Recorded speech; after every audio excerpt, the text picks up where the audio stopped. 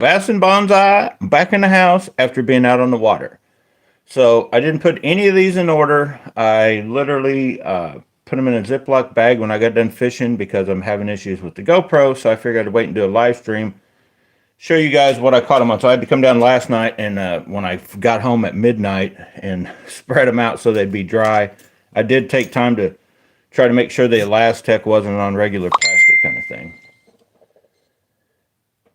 The so we're gonna get into this, but was it last week or the week before? Whenever I kind of had all the big bundled up thing, and I showed you guys all the different Chatterbait trailers. A lot of you seemed to like that video, and watched it more than you did any of my other bass fishing videos. So I thought, well, let's just do that again. I'll bunch up everything together. This is everything that I had on a rod and I took off a rod. I got other things I'll show you that I still have actually rigged up on the rod, and I'll talk about them as I go through these, what did and didn't work while we were out fishing. I went with Charles again yesterday, and so I think the best way to do it is I'm going to bunch them all up out of the way here, and we'll just go through them. And they're not in the exact order I fished them in, but we'll try to go through them. These weren't in there. Those were already here. But this dude, he's out. So right off the bat, I'll give you a little sneak peek of my, not these.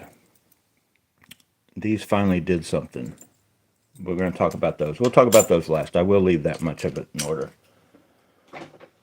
So you guys have to watch the channel. You guys know I've went nuts this season. Actually, over the winter, bought a bunch of stuff I didn't even need. I have now over like 150 chatterbaits, but then I bought a bunch of these. They're clearing them out at Rogers Sporting Goods. I have way more rattle traps than I need and a lot of other stuff, to the point to where my tackle boxes are like stuffed. I literally now have 4 tackle boxes hold like 3,600 boxes of stuffed full. I have an igloo box with my Z-Man Elastec soft plastics. It's packed full with another box of spinner baits on top of it, stuffed in. So if anything, it actually end up smashing some of my Z-Man Elastec because it can smash. I guess all soft plastics can smash technically, get out of shape, right? So before we go through these baits, I'm going to be going through my tackle boxes this weekend because it's a nasty weather here in the Midwest. I think it's like 60 degrees right now outside and it's raining. We got in a good fishing day yesterday. They forecasted it wrong, right? Like the weatherman lying to you. Yeah, I know. So when I got down to meet Charles, it was raining and nasty, and we decided while it was raining, we got ready the rest of the way, went down to where we were fishing and fished from the bank until that storm front, moved through. Then we got out in the boat. And so from roughly 8 a.m. to like 8 p.m. we fished. Caught a lot of fish, no giants. Like Charles keeps going, what about my 2-pounder? What about my 2.5? So Charles did catch 2 pretty good bass. I caught like 1.5 pounds, but everything else, it was like everything was biting, but what I call the giants, the 4 or 5 or bigger bass. But all the smaller ones, they were on it on a different, it may take a different thing or a color, but I'll talk about the 2 colors we really found that seemed to kick in and you could catch them on. So I'm also going to go through all this stuff, and thanks to Charles, and he was at some Amish, I forget what he even calls it. They like almost like a Dirty Dons or like an unclaimed thing. I don't know, somehow the Amish get the stuff or whatever. But he came across, and I'm going to give you a sneak peek of the tackle box, Calcutta. So these are 3,700 box. These are the same as my day box. So I've got a tackle box now that'll hold at least 5, actually 6. We put one in the back, and it'll hold another. If you wanted to take out, it's got like the removable Velcro sleeve deal, so you could take those out and probably even put another box or 2. So that's going to be my new tackle box, the Calcutta. I'm just showing you a little sneak peek of one of the boxes it came with, and I'll show the whole box at some point when I can get out and zoom out on it and all that kind of stuff, and probably have to have it rigged up. But if you're like in a big hurry, just Google Calcutta 3,700 box, and you'll see the one I'm talking about. It's okay. I'll give you another little sneak peek. It is like a black and blue. I just need to put a gold strap on it, right? But nice boxes. They actually had two of them. Charles bought one. He's like, yeah, get me one. I said, so he got me one. And now we're not like a team black and blue. But anyway, that'll be an upcoming video. And we'll probably talk about storage and all that kind of stuff. I may try to get what I want to do if the weather clears up enough this weekend. I'm going to take my tackle boxes outside, spread them out, and let you guys just see to me, in my opinion, I fish mainly out of a small boat and mainly from small gear originally to where what I got now, it's impossible to take everything I have and put it in my boat. Like literally, I have bags of stuff I have to leave here. So until I started this channel, when I bass fished, I literally took like with Charles before he got fishing with me again after I started the channel, almost everything I used would fit in a 3700 box. I may have to stuff it all in there. But my favorite tackle box when I was kind of at the peak of my game back in the day when I was young was actually the Plano, the one that like opens up and it's got like the smaller three stages, stair step deals here, and then the bigger ones here, and then you had the bottom storage. I love that box. You just pull it up and everything was right out in front of you. What you had was right there, so you're not going to forget something, and you got it and you know what you got and all that kind of stuff. The issue with today, what I got going on now is I literally will totally space off something that I either wanted to try or that probably would work. I don't even remember that I have it just because I have so many different things or whatever. Or it could be a color thing, like, you get on the color, it's working, like, what else do I have that I can try at that? So the plan with this is take a little bit of everything I have, basically rigged in almost like instead of having a day box like I have now, and I guess I should grab my day box. For those of you who don't know what I'm talking about, I just put together this box back whenever I was fishing with Matt. He kept talking about, because I guess a lot of guys have, tournament anglers have day boxes, and my day box turned into a stuff everything in the world in case your other tackle boxes floated away that you could actually fish the day with. So this is like crazy overloaded.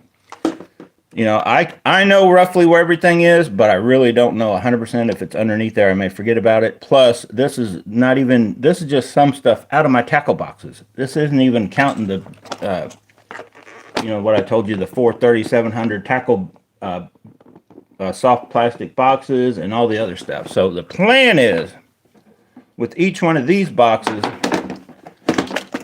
what I want the ability to have one box for, say, my chatterbaits, which probably will take up one whole box of their own.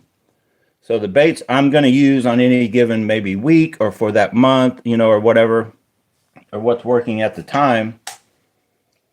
So I'm going to build off this Calcutta is going to be basically a day tackle box. It's not going to hold everything I own. It's going to hold what I plan on wanting, everything I want to take out fishing. And each individual box is going to be for the few separate baits, because like right now the 3600s, they can't really hold everything you might need for that, like said bait. So like say a spinnerbait or jigs or chatterbaits, for instance, you want to run trailers on them, right?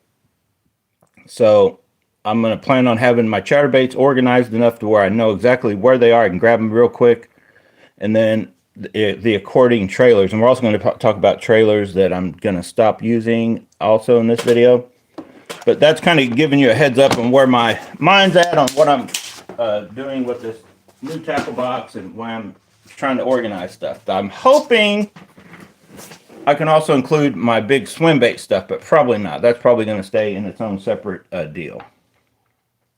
And at one point, I actually thought about getting rid of all of my swim bait stuff and just carrying a few different things that I could throw on a certain rod. But after fishing today with the tequila baccarat, I'm definitely keeping that. Or fishing yesterday, I can tell you today that I'm keeping the tequila baccarat. That rod is just awesome for this. I'd call it anything half ounce and bigger. It's got the parabolic action in it that is awesome for the, when I say half and 3/4 ounce, I'm talking the baits with the bigger hooks. Not like if it's a half ounce, but it's got small trebles on it, it's probably not going to be good for the tequila baccarat. But it'll throw down to a half ounce, in my opinion, fairly easy. But then all the way up to these big swim baits, and it is an excellent hook setter at chatterbaits at rattle traps, at jigs, and these swim baits. It's just it's one of those when you feel the weight of the fish, you typically get that fish in. And that's, in my opinion, that's how I judge pretty much any rod on its fish catching capabilities, is when you know, however you have a hook set, we're all prone to have a little bit, how much power and stuff we put in them, but that kind of stuff. So anyway, let's go to the tackle, and then we'll talk about rods and what I used also after we get done with the tackle. So when I started out yesterday morning, like I said, we got there. Take my hoodie off. We got to the water, and we weren't ready to go in the water because it was raining. So I'll try to dig through. I'm going through these because I can see them. So Charles wanted to try top water, and I don't have any out here because I didn't use what he used. I have this out. We'll talk about it. So I was like, well, in my opinion, also, when top water is a thing, also some of your glide baits could be a thing. So this is like the biggest, brightest swim bait I own. So I brought it out, did not get any hits on it. But I have caught, and I've got a video out if you want to Google it, you know, Bass Bonsai swim bait. You'll come across a video. This is sitting beside a real big bass, and I caught a, you know, nice bass. I've caught a few nice fish on that one, so I just tried it. And then I was like, well, Charles started catching on, of course, all things. If you guys follow the channel, you know what I'm going to say, a little whopper plopper. So he was using that perch-colored whopper plopper. He just tears fish up on the 90. So it's not the big one. It's not the 110 or 130 or whatever. It's the 90. At one time, what was the smallest one they had? You know, there's their small whopper plopper. That thing will flat out catch fish. Now, we weren't, like I mentioned, we weren't catching giant. But I thought, let me get this frog out. And I've talked about this frog in videos. Had it in a couple videos. And crazy video where I threw both legs off of it when I had a backlash. But this frog, I just don't like this frog. It, in theory, when you get out and you fish it, and it, you know, these catch water, so it pulls out, and then when you let off, they come back. So it looks like a frog, you know, probably more so than any frog bait you will find. But it just, I don't know, I don't like it because I had a couple hits on it, but I still couldn't set the hook for whatever reason with that exposed hook. I think they're hitting it kind of weird. But I think still sometimes these legs, I just think this is not, it's not something that was I think it's more designed, I think it catches more fishermen than it ever has fish, in my opinion. I mean, if you know somebody that's having real luck, you know, good luck, or you are, then more power to you. But this one will not see its way back into my new tackle box for sure, and it's probably going to go in my bundle of baits that I need to sell at some point, because these are ones, they're not pretzels, but they are baits that I just, and most of these will catch fish. There's a dig it right there. Some of them old school baits, they're just to the point where I just don't want to keep them around. I don't fish them enough. But those Booyah Poppin' Pad Crashers are excellent baits also. But you only have so much time, right? I'm going to actually put this over here out of the way. No, we'll leave it right here for now. To fish. And so you get to a point when you have so many baits, you're like, all right, let's face reality. You know, I can't be a pack rat or a hoarder. I'm not ever going to fish these baits because this is what I fish, right? So that frog, he's on that list. If you guys don't know, I don't have it out yet. I didn't even try it. But the Z-Man frog is the one, that's the one I like right at the moment. I used to like that Booyah Poppin' Pad Crasher, but I just, when I first got that frog out and tried it, and I'm not a huge frog fisherman. I pull it out and try it when I think it might work, or I just see a spot where the only thing I could throw would be the frog, and that's where this frog will not work for that because it will get hung up. But it's out.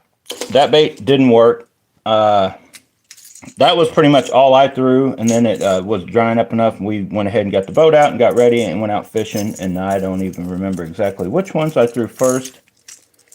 And I'm going to talk about these swim baits briefly, mainly because I fished them when we got on the color, and I'll talk about that, and then we'll go into more of these baits. But, and if I probably don't even have to mention the color, but I'm sure you will see it once I start going through some of these baits.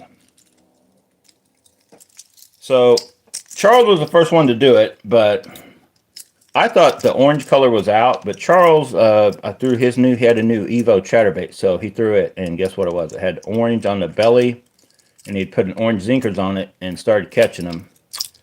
So I broke out. I was like, well, let me try my swim baits again, if orange is going to work, because I also broke out some oranges. I'll show you. So I threw these two baits. This one, I caught, I don't know, a few bass, but they still weren't really on, I didn't swim bait fish for long, but I threw this. This will, you can actually cast this size with like a heavy action rod. You don't need a swim bait rod for this one. It's not that bad. It's probably about like the big whopper plopper is what I would say it's like. I don't know what it weighs for sure. This one, once you get into this size, this is pretty heavy. The Tequila Baccarat can fling it out pretty good, but that, I'm sure, guys, you could kind of lob it out with the heavy action and that kind of stuff, but sometimes a rod that has enough flex to let the treble hooks get hooked up right may, not be capable of casting a bait this heavy on your standard gear. That's why swim bait rods are made, right? This thing, I love the way it works. I think it and this one kind of have the same glide, sort of, but this one just looks more bluegilly to me. But I couldn't get anything to commit to actually hit on this. I didn't even get anything come up and look at it. But I did catch a few fish on this one. But the swim bait game, we weren't on that yesterday. Let me go through these hard baits first, and then we'll get into the soft baits, just so we'll have some sort of pattern here. I don't even know why I pulled that out and threw it, just because, and then I threw my Booyah Heart Knocker. No. I think Charles may have finally caught one little dink on a rattle trap, but they just weren't hitting rattle traps yesterday. So those were out, tried them, didn't work. Also tried, if you guys remember, this little guy that got nailed the first week I had out. This is a different body of water, though. Last week, this one, I couldn't get it to not get hit, but I couldn't get him to hook up. So as soon as I put different hooks on it, guess what? I can't get nothing to hit it. But like I said, the rattle traps weren't hitting. So I'm not leaving it out, but we tried it. The only hard bait I didn't throw a square bill. Charles did, and he was catching some on a square bill. But I threw our new bait, and I could muster up. Everything I could catch with this was not much longer than it is. So there really wasn't a jerk bait bite going on either, really. Wasn't a hard bait bite, too much of what we did try going on. So let's get into these baits, and just to get it out of the way, some of you maybe were curious. Oh, hang on, let's see what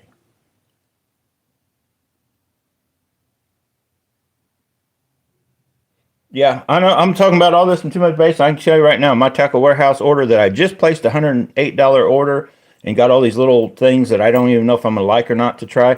I've already got like another, I don't know, $50 or $80 worth of baits I probably don't even need in there, and we'll talk about that in a minute. But yeah, I get you. I know what you're saying. We got a problem. I guess there's worse things we could be addicted to, like Fireball. Oh yeah, we do have Fireball in the house, by the way. Just one. That's my first one of the day. Didn't get. I got to catch up on my Fireball. Didn't get any yesterday. We were out fishing. So let's talk about these baits that I made. Yeah, you guys didn't know I was a bait maker, did you? Well, I am. I think I might be part Chinese, because I can take a bait that I look at and see it, and I can go copy it. Well, I don't try to sell it and make a profit on it, though. How'd those get in there? They didn't even use those. So I'm trying to see if I got all the baits. Well, no, technically I made this color, so we'll include him. Let's get all the baits out that I've pretty much made to some sort extent or whatever. Oh, here's one. So is that it? Yeah, that's good enough. So I tried our little Fireball, and I'll give you the clue on what color they were hitting on yesterday. The majority of the bass we caught probably came on something that had an orange tone to it. I think every hard bait Charles did try, square bills and some of these little bitty like BFS hard baits, or had an orange belly. But that is Fireball, and so I threw it orange. That's a green pumpkin and orange zinkers, and we did manage to catch another fish or so. So Fireball has caught a few fish now, but it's honestly probably just that they were hitting the orange of it, but that color of Fireball kind of goes with it. So we did catch a few on Fireball, but that's really, I just made the color. I didn't make the actual bait. That is definitely a color you can't get anywhere else. I took the red and brown one and added a few different colors of more yellow and brown to it just to make that color. Definitely nothing to write home about. This is one of the Ozark Trail spinner baits. So I rigged it up and they do swim. So all of these I'm getting ready to show you. This one, but I didn't fish it and this color was off. I just threw it around a little bit. I don't even remember if I put a trailer on it. So I got out my black and blue one. I made this black and blue one. And you don't really need to add the little weight on the bottom like you'll see on this one coming up. Because they do. You can throw them out just like that. And they manage to start up and go. But I think they might start a tad quicker with that weight down there already getting this blade headed the right way that it needs to go. But these do work as far as what they go through the water. But I didn't catch anything on that one either.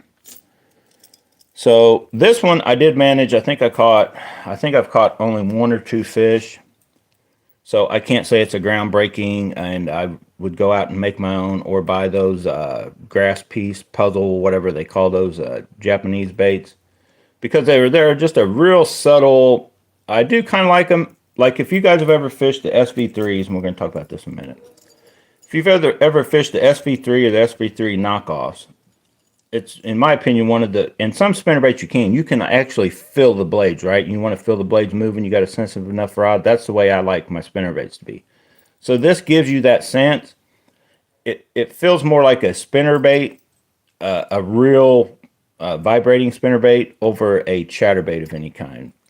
These that I made, the 3 that I have made like that. But then this one is a little different. Now, I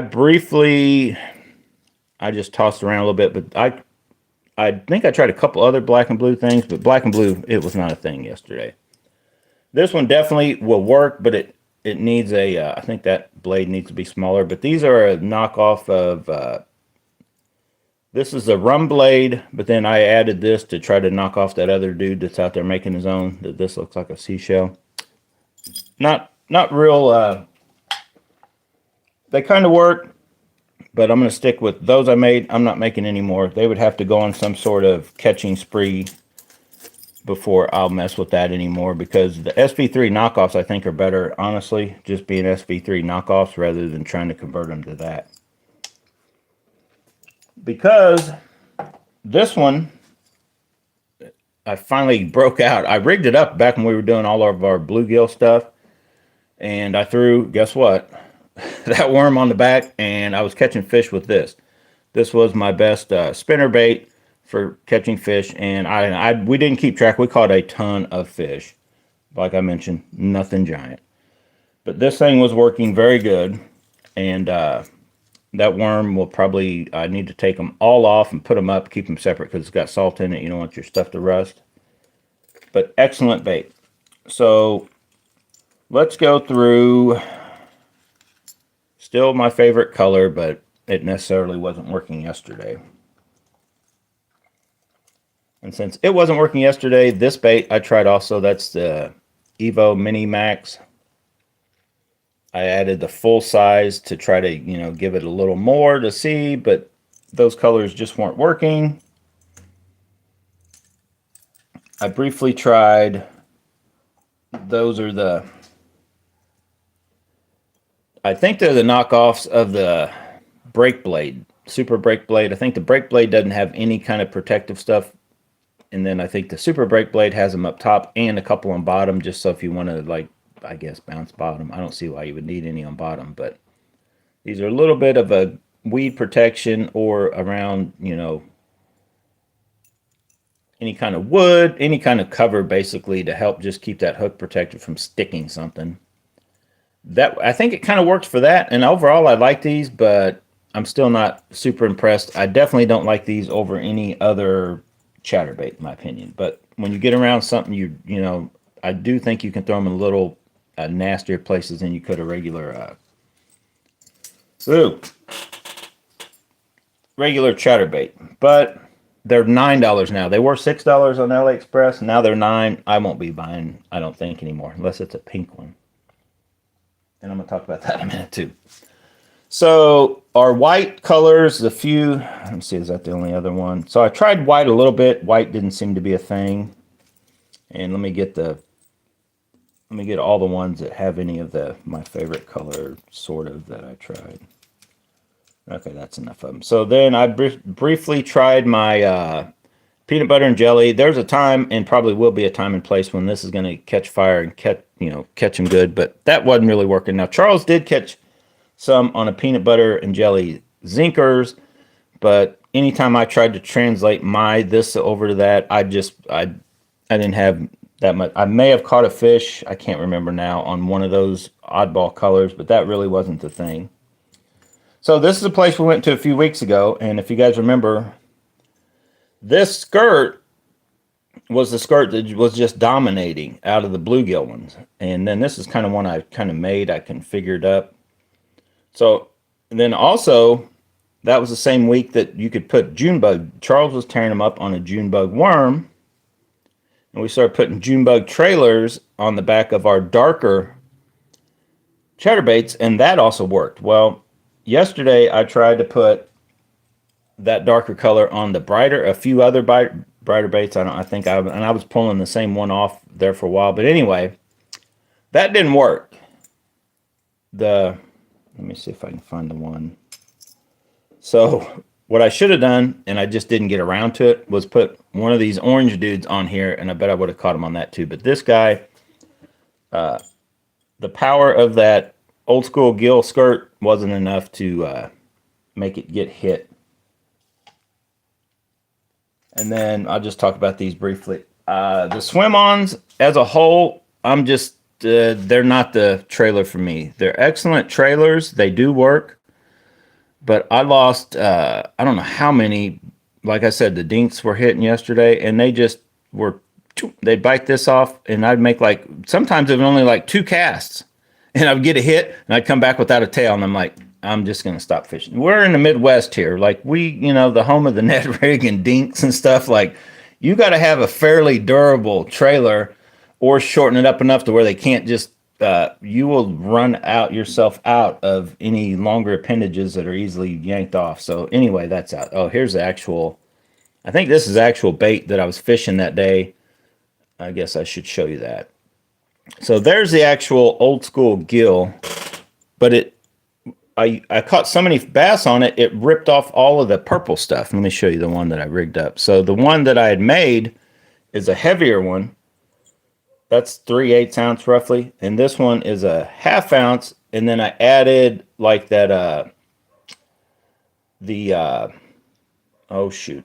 Hollywood craw or the bluegrass. I added some skirt material from that just to give it a little more blue in there, because this one really doesn't have any blue in it. But it should have been, I thought, good enough. But anyway, in this one I don't even remember what trailer I had on it, but I threw it briefly just to see if that color for whatever reason, they just weren't on that color yesterday as well as they were on these other colors. So I'll kind of talk about, and then if Charles had been catching them on this kind of deal, so I made another one, and they weren't really on that color either. So also just keep in mind that any given day, the color could change, because when we first started going out there, if you guys remember right, I used Neo, which is basically this, with that, and I was tearing them up. The first trip me and Charles made it out there, it was game on. It was cold water still, and Chatterbait kicked in with that. I couldn't repeat that again until yesterday. So we'd hit it another time or two between those 2 times in the last 2 months or whatever, and they got off the orange for whatever reason. Probably during their spawn, they just got away from the orange, and now they're back on it. And the few bass we did notice, they did have just like last week, you could see little tentacles and antennae sticking out of their throat. So they are eating crawdads, and that's probably why this was working. But a color that has so far just worked is one of 2 things. Taking the darker, more green, you could probably use a straight green pumpkin, but then adding the color of the day as a trailer tends to just get them, you can catch them like that. So just kind of a darker chatterbait, and then if you feel like they're hitting on orange, you feel like they're hitting on June bug, you feel like they're hitting on whatever other color, like this or something, slap that on that bait is what's, because this one, I got on a little bite there for a while I was throwing it, and then we was trying other stuff, but that was doing pretty good too. And that's the 5/8 ounce Thunder Cricket. So it was working. I'll talk about this a little later. And I gave Charles this, and he's like, well, give me a, so I said, well, I do have orangish swim baits, but it's kind of that big one that we talked about before. And I think this, Charles didn't have any luck with this. I think that is just too big, too nothing there with it. But I've had luck, like I've showed you before. I cut one of these down to like a 275 size, and that's probably what I'll do with these. And I even trimmed this down a little bit, and I do have a little bit of luck with that. So there's also something to be said for colors translating to downsize stuff. Like sometimes that bold, bright color works real good on a little bitty old bait, but then if you put it on a big 5-inch bait, it may not catch you anything kind of deal on any given day. But anyway, that dude didn't work. I also tried my trick of, I put that bait I just showed you earlier with my favorite trailer. I put, I can't remember the color of this, but the baby brush hog with this orange and brown, just trying something out there, for a big bite. Because at this point, we caught so many fish. I'm like, well, let me just throw some stuff together to look for a bigger fish. I had to catch something bigger than Charles' 2.5 pounder. That never even got a hit. And most of these I'm finding I need to cut those skirts, the mop jigs, I need to cut them way down. I'm just not a mop jig fisherman, but I do like these colors, that peanut butter and jelly. So, this is another one one of my sort of inventions to try to get these things to dance more. That dude, that tail, that whole thing so far has been a wash. I think it doesn't give it enough motion, and that's out. But I would have thought that would have gotten hit yesterday by something. Like nicked that, tipped that, ripped the tail off, something. That dude didn't get anything. That's just another one of those. Let me leave him out. So, I also tried, say that blade.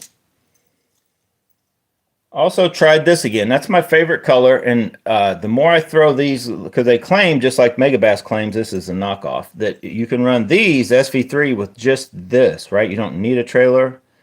I'll be honest, in my personal opinion, I don't hardly catch anything. I didn't even get any bites, and I didn't pull out my old one. But my old one, I just cut those, either cut them off or down to where they're even with the other stuff, and then just run you a trailer, like, Actually, if I would have taken this bait, cut that down to a, decent size to where it fit on there, I bet you it, and, cut those off, I probably could have caught some fish even with that kind of deal. But as of right now, I've tried it. I tried it when I first bought these, and the ones I used, I just cut this off and put swim baits on them.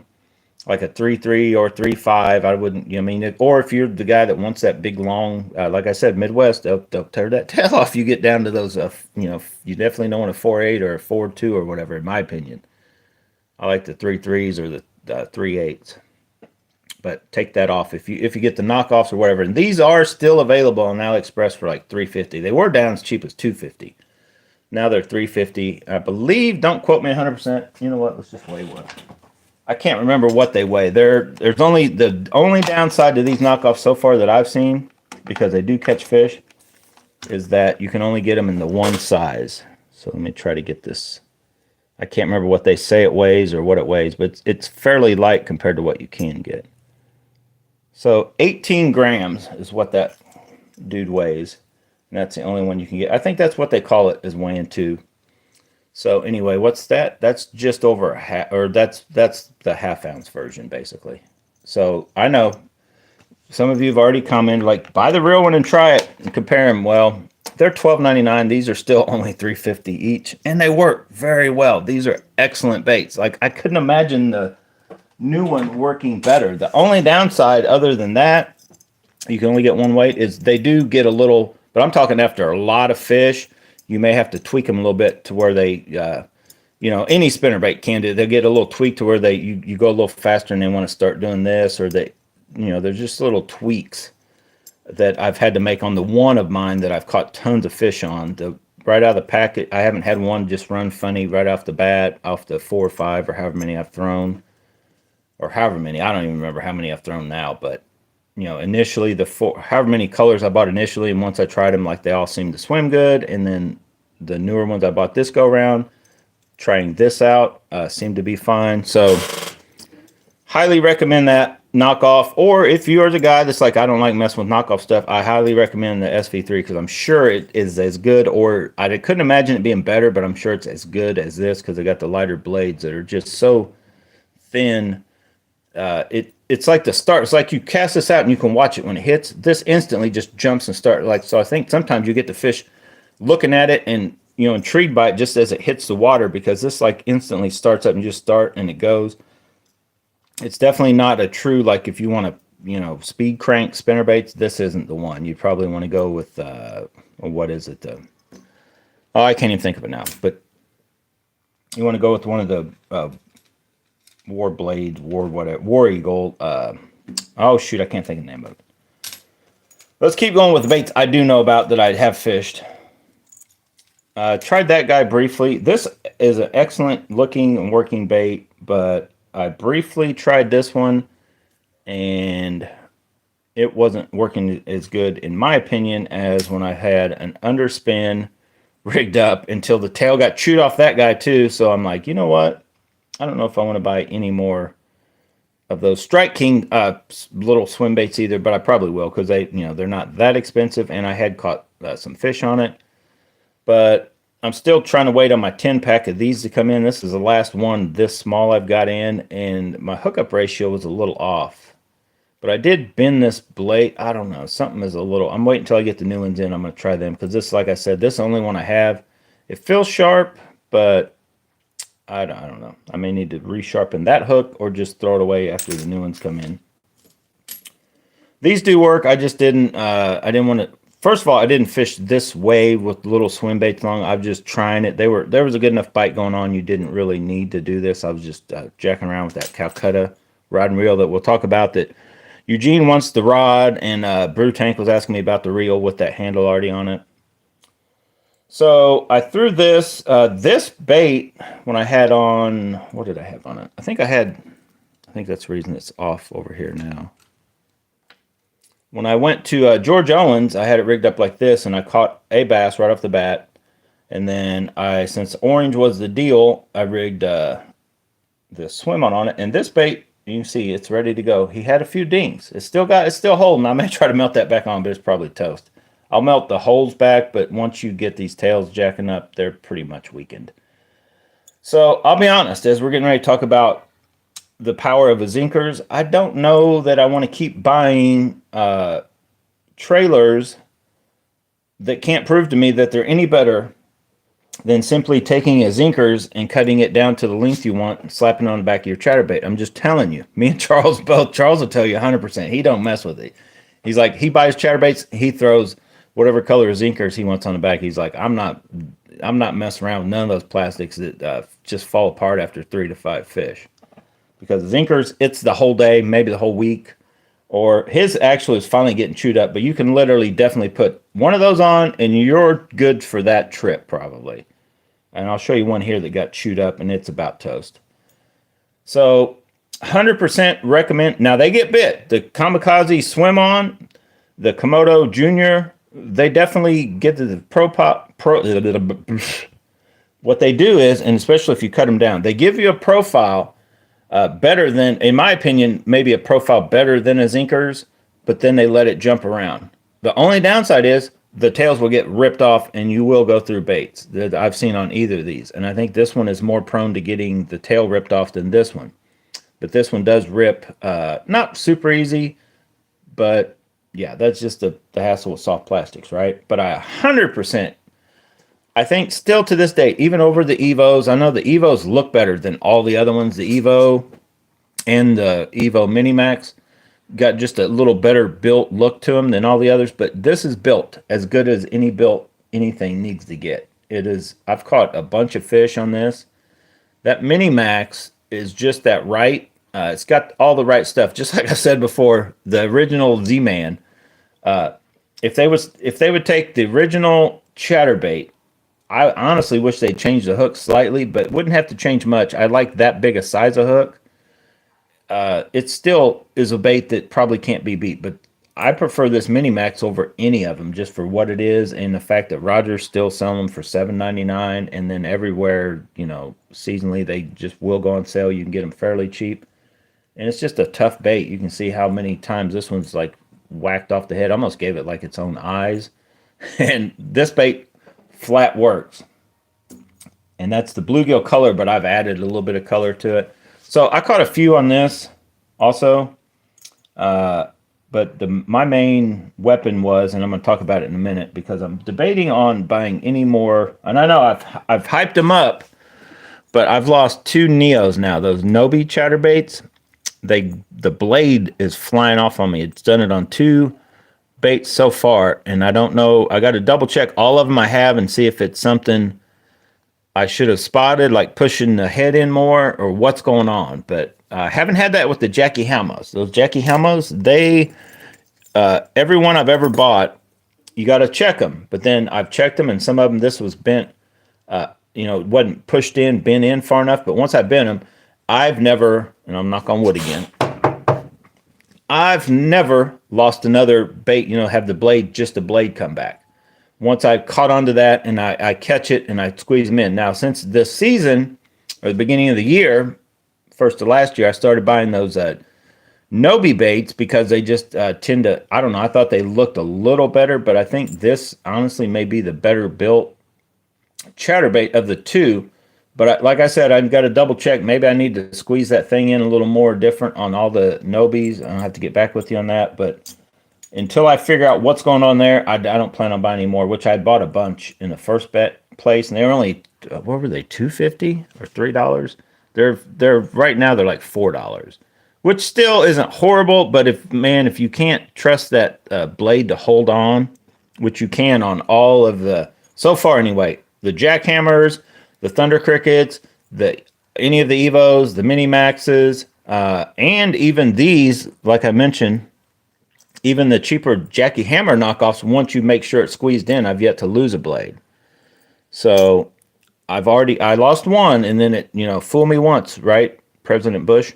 And so I squeezed it in, and then not again. The Neos, I could have swore I looked at all my Neos and made sure they're right, and I lost one yesterday. Just the blade came back on a dink. It was a bass. I watched him jump, twirl, hit in the water, spin around. He was definitely on fire, moving, jumping, and doing whatever. But he wasn't any bigger than this. And I come back with just a blade. He had finagled it enough that it came off. I'm like, well, I got a second guess myself and double check those Nobi baits out. And I'll bring one out here at some point and talk about it more. But this color, let's talk about this. Hot snakes. And I'm not dogging this bait, and I'm not dogging the swim on color. What I am dogging is the overall color of chartreuse. And I don't know why, as I'm getting ready to talk about these baits, and the fact that this one was working. I tried several, and I believe Charles did too. He was telling me, like, yeah, I tried chartreuse. And I'm like, well, I'm trying it again, because I also tried it a little bit when I was throwing my, where did he go? And I think I threw a few baits that had chartreuse heavy, and then some that just had a little bit. And honestly, they didn't get hit. But I tried that bait briefly, and I think I had this on it, and then I peeled this off and put it on this. But anyway, I could not get, chartreuse was just not going. And when we started out the morning, it was kind of overcast. And when we ended the evening, it was overcast. But the chartreuse just seemed to, it just wasn't a color factor like that was working. It seemed like the natural, and then the natural with the highlight of some kind of orange. And then, so we caught a bunch of fish. And honestly, you may not see any of this footage because I'm having camera, mainly computer, but I'm having issues with going out and recording stuff. But I'm going to try to get some of this footage out when I was fishing. What you definitely won't see is this, because I filled up the GoPro, the SD card. And so I left that SD card, and I want, in case I go fishing this weekend, I've got one more SD card I wanted to leave free to record on. That way, when I do get a computer, I can put all that onto it and then try to start making videos, and I will be behind on getting videos out. But anyway, in the whole time, I think it was about 6 o'clock, I don't know, 5:30 or 6. We'd pretty much done. The camera was full at 4:30, I think. I'm like, well, let's just fish. So around 5:30 or 6, we got into this, and I'll tell a story about how we got into this. We got into pink. So it was insane. So what started it was, me and Charles, we were talking about the whole, I started losing trailers, and so we're talking about how good zinkers are, and then the fact you go to Tackle Warehouse right now, and everybody's dogging zinkers, the few comments that are there, I think, talking about how bad they are. Well, they're not utilizing for what they are. If you're trying to use them like you would a Cinco, you're doing the zinkers dirty, right? Injustice. The way these things work are you got to utilize the fact that they are very stretchy. The salt flies out, and then they become very wiggly. And you touch anything with them, and it melts everything. But anyway, that's little. That's just one of those. What do you call it? Side effects.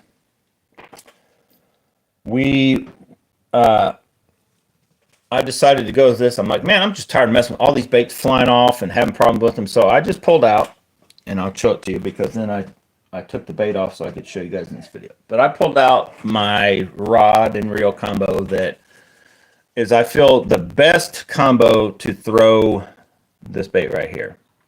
Because you don't need a super long rod, and you don't really need BFS gear or none of that stuff if you're throwing this one over like a worms or a smaller lightweight stuff. But you throw this with a 16th ounce head, which I have on this, and you can do so many different things with it. And the one bait might not last you all day, but it probably will. If it doesn't last you all day, you've caught a ton of fish, or you caught that little dink that held on and just wouldn't let go, and it finally ripped it off the hook before you get him to the boat. I've had that happen before. I've literally pulled fish in the boat just with this thing stretched out about 1.5 feet, and they wouldn't let go of it. I don't know, I guess the salt in it maybe. But anyway, I pulled this out, and that is the NRX Plus 802. You could probably do the same thing with the 803. I would imagine get close to it. You would have to, with the zinkers, you probably need like a 1/4 ounce if you're wanting to go in deeper water or something. The 803 would, and a little bit stouter hook. But for that hook that is this, I don't even know if you can get him anymore. The VMC Rugby Finesse shaky head jig is what I call it. But that dude right there, just flat sticks them, and you get them in with that 802. And I did it with the Feeling. You can do it with the Kying Teton 661, not the 2. Charles is trying. He says the 2-piece one's just a little too soft. It just don't work right. So I'm like, I'm going back to this because you were catching them on June bug, and I said I probably should try Purple Haze. So I started doing that, and you're like, well, how do you get from purple to pink? Well, Charles, we're talking about, just stuff that works. Like if you want something to go catch a fish and probably catch them all day long, and the only soft plastic you're going to get is probably something to do with Z-Man. Otherwise, you're going to go through a pack or two of other baits. I'm not saying any of these other baits won't do that, but just like I've heard the one that tells it the most truthful way it is Greg Hackney talking about any of the Strike King. The softer the bait he feels gets a bit better, but he goes, you better have a lot of packs. The Rage Bug, the whatever. And I've talked about that, the Rage Crawl. Like every time I throw it out, I just come back with one of the freaking claws gone. So I'm like, I'm not fishing that bait anymore. All right, so I weave the tail. I start throwing that and just start flat, like bam, bam. I'm like, why am I even messing with any of this other stuff, Charles? Or they will flat out hit this. But, I was trying for a bigger bite with half the stuff I was throwing. So I started catching dinks and, a couple nice pound and a half bass. Just the old school way, just the simplest way. Throw it out there and just, where you think they might be. Let me explain where we were fishing.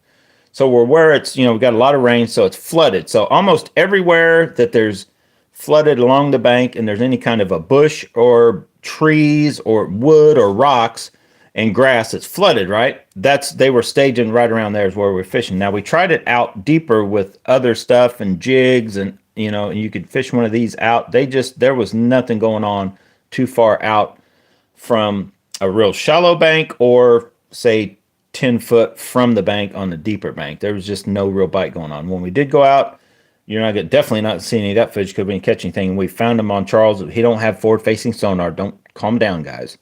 We might get it, but we don't have it yet. But using, traditional stuff, and we'd see anything out deep, and it's like, man, there's a lot of fish right here. We'd try, and they just won't hit. They weren't in the mood. The bite that was going on was up in that submerged, stuff that was covered up from the lake being up. So Charles pulls out, not this, he pulls out a, bubblegum pink TRD. And I'm like, Charles, you're cheating. I go, I don't even fish those anymore because it's cheating. Of course, he starts catching fish. And so we're talking about that. And I'm go, I just don't ever have any luck with anything bigger in that color pink. Because I go, look at these. I even bought these and I pulled out the pack of the 0Z2 bubblegum pink zinkers I bought. And what I just now found out today when I went back and looked at, and I may have known this before, I looked at Tackle Warehouse. They don't even carry this color anymore. So I don't know. I guess I need to run to Rogers and Bass Pro, anywhere I can find these, and buy whatever packs are left just for days like what yesterday was. And he was like, oh, yeah. And I'm like, yeah. I was like, well, here, let me try it. So I was whacking them. I just peeled this off, put it on that rod and reel combo I just showed you, threw it out. And what's funny is, and I swear to you guys, you'll have to take my word for it. We're out in, like I mentioned, we're on a steeper bank. So we're out probably 25 foot from the bank. So it's got to be like 8 to 10 foot of water, easy. And I throw that out and I'm like, look, so I'm wiggling or whatever. And I don't even know where he came from. Out of nowhere comes a dink, probably this size, and just grabs my worm. I'm like, holy, and I got him, pull him in. I'm like, Jesus.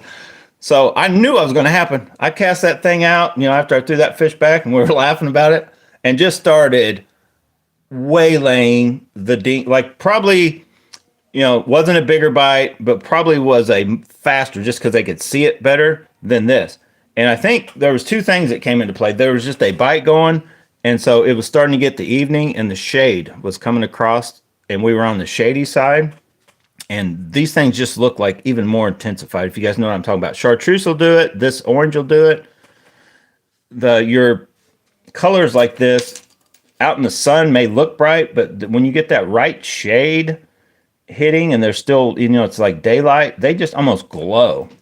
And so you could just tell like that was going to work. So I just started throwing this and started whacking them. And I'm like, wow, man, that thing, I was like, I bet it worked better on the back of a chatterbait than the orange worms have been working all day. So, and Charles like, I'm like, I've got pink chatterbaits. I go, once they had, when Levacy had almost won that deal and they all that big hoopla, and I guess there's a jackhammer out pink that nobody can get. I'm like, yeah, I went on AliExpress and I bought all these pink chatterbaits just to try them. And I go, I think they suck.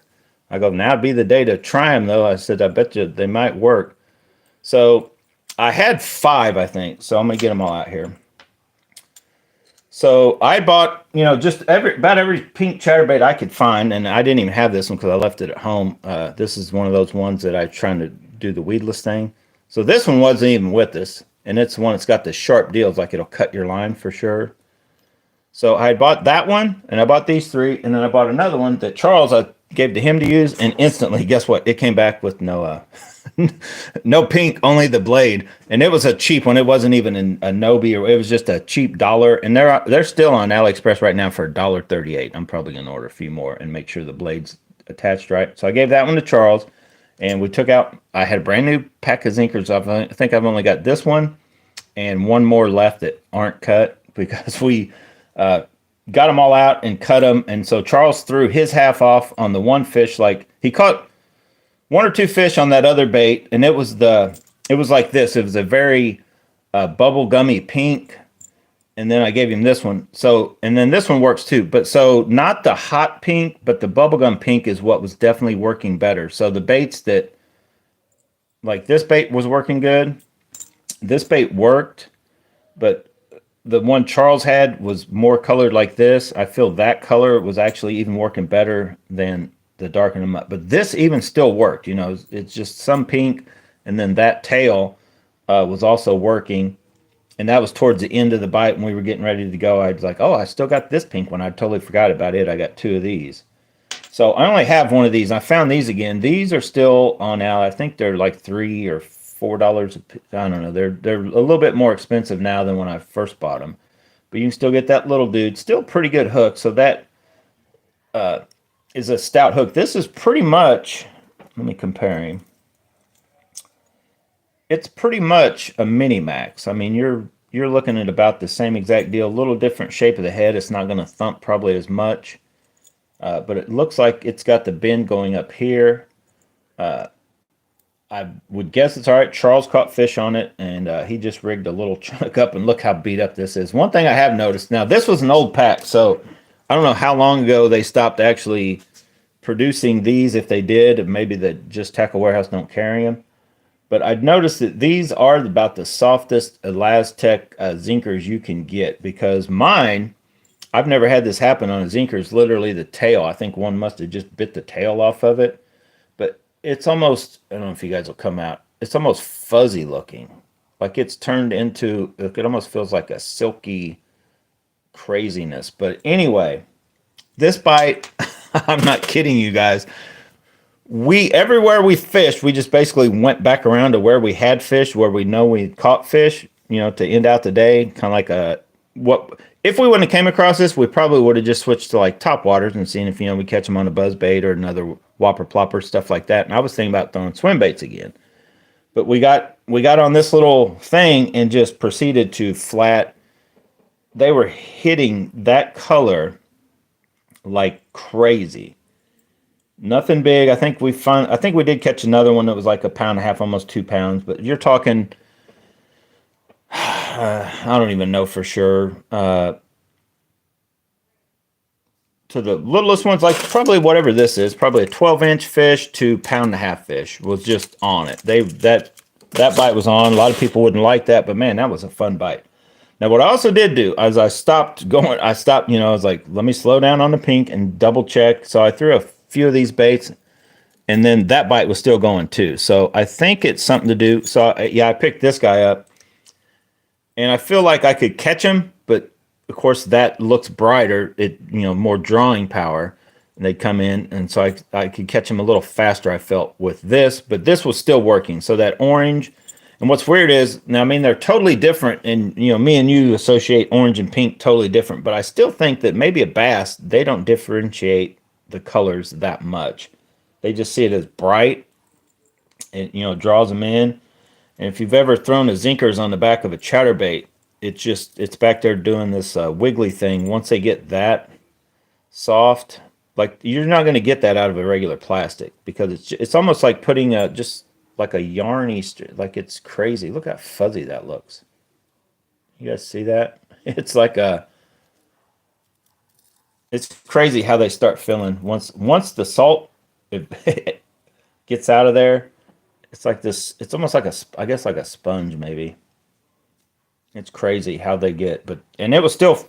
I just kept throwing. It was still catching them. I'll probably peel all those off. I'm not throwing. Well, this one I may throw away, but these others, they will fish another day on the back of something. Now, I may never get on that exact kind of crazed bite that they were on, and unfortunately you guys won't see any of that. It was just me and Charles out having fun. No recording, no GoPro on me, no jacking around, having to worry about it. And yes, I was cussing. We were getting a little crazy, but no fireball, so we didn't get that crazy. But anyway, it was good, very good day overall. Like I said, we stayed out for about 12 hours. If I go out fishing in 4 hours, I'm not catching them, or that they're that hard to catch. I usually 4 to 6 hours, I'm good to go.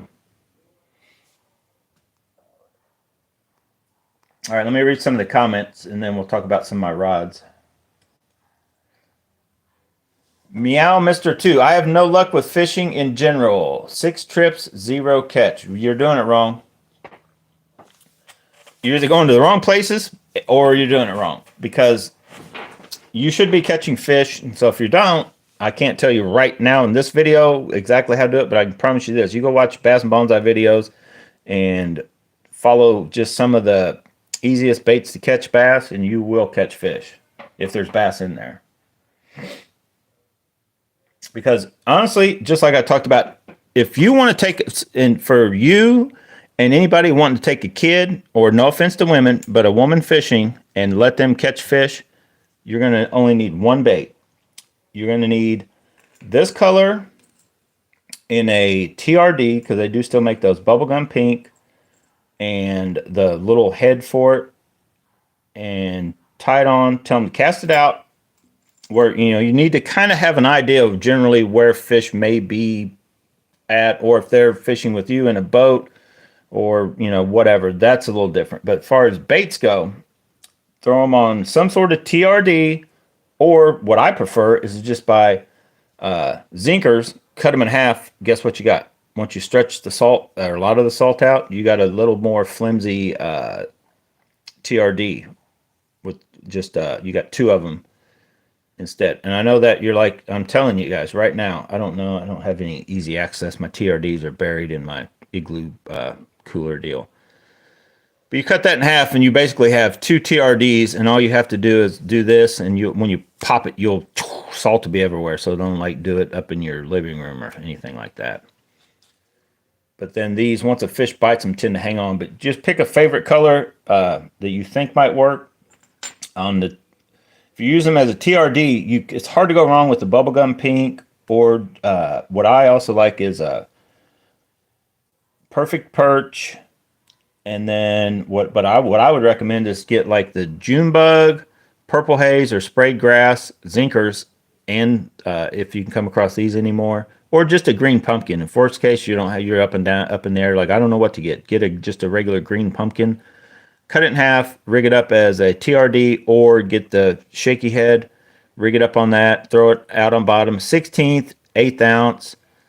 Something where they can throw it out, and if you're in grassy areas, and you know if you ever have that with kids, or like they just every time they reel in their pole, they got gunk all over.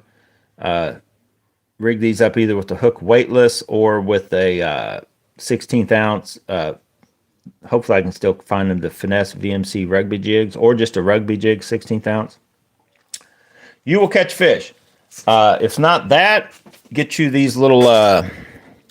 Well, you can do a couple things. Well, it's a bunch of different ways. Trust me. Just watch some of the Bass and Bonsai how-to videos, and I talk about all kinds of different ways to try and the different baits, how to use them. If you're in a bigger body of water, rattle traps, and you know there's not a lot of wood around you, rattle traps and jerk baits are a good way to get out and cover water, along with chatterbaits or spinner baits, whichever you prefer. Don't use this. Don't use that, dude. I'm sure I've caught a few fish on it. I mean, we'll catch fish, but I don't recommend to start with that. You could also start with something like this, just rigging it up on a little head. So let's talk about the other stuff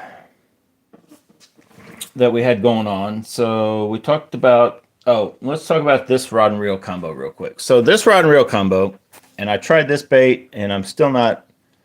These are those first gen little deals. I'm still not sold on this. I do like that you can get them for like $1 each, and they're that. But I threw that around a little bit. But like I talked about with these other, they were kind of more on a, I don't know, a little different bite. I probably should have had these. I kind of go when I go finesse. I'm thinking natural. The bite's tough. They're very finicky fish. Maybe they're, very leery, and they're watching what they're hitting. So I wanted something more natural, right? So like an electric shad, the more of like a, bass imitation, something truly imitating the color of a bait fish rather than something that is like that.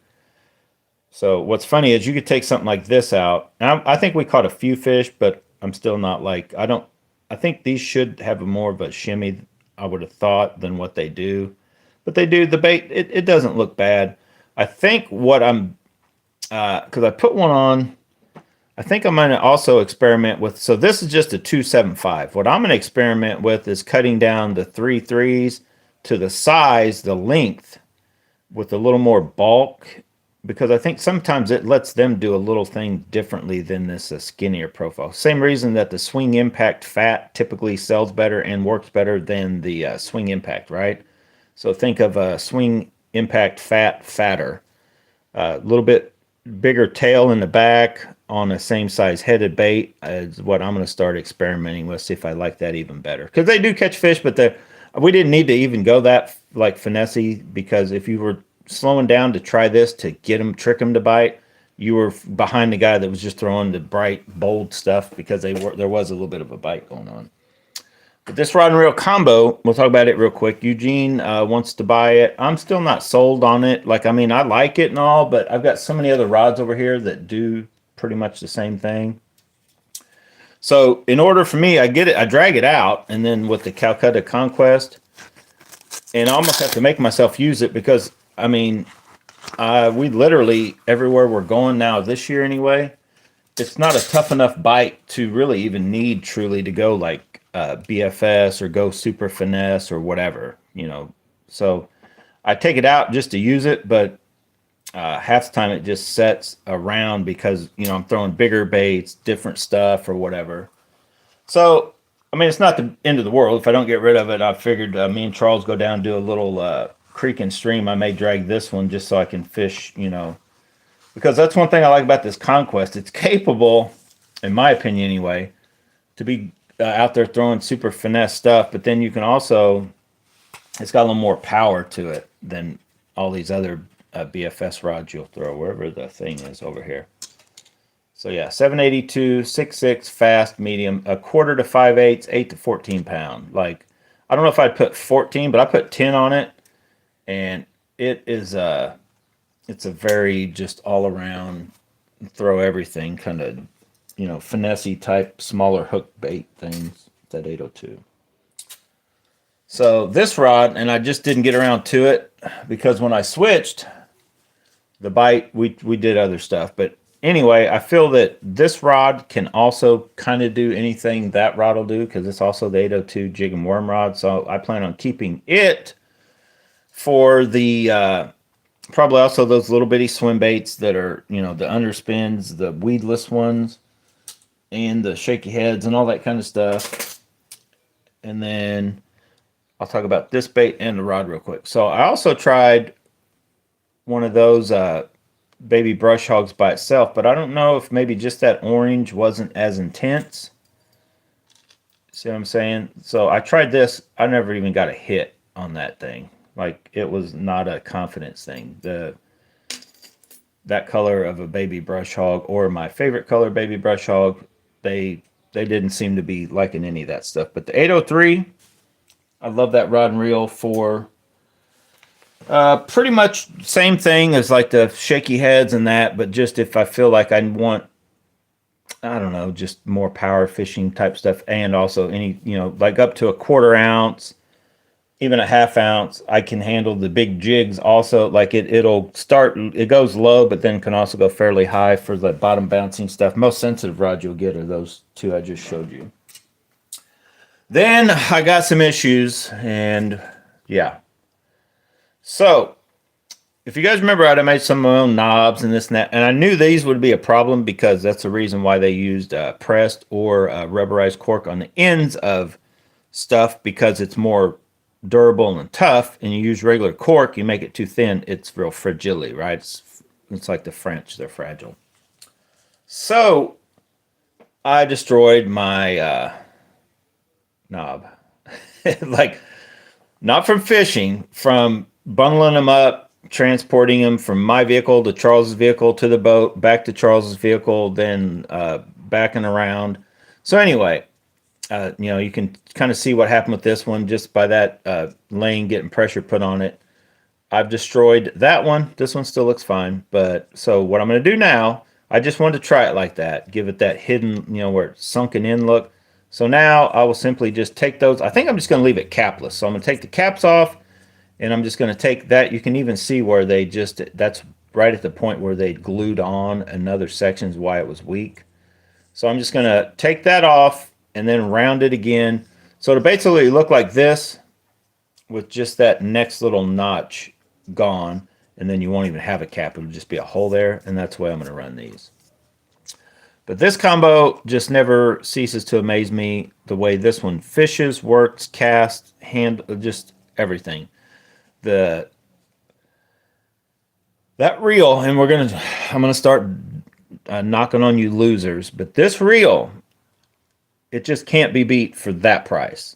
I don't care what you Shimano uppity fanboys or you losers think.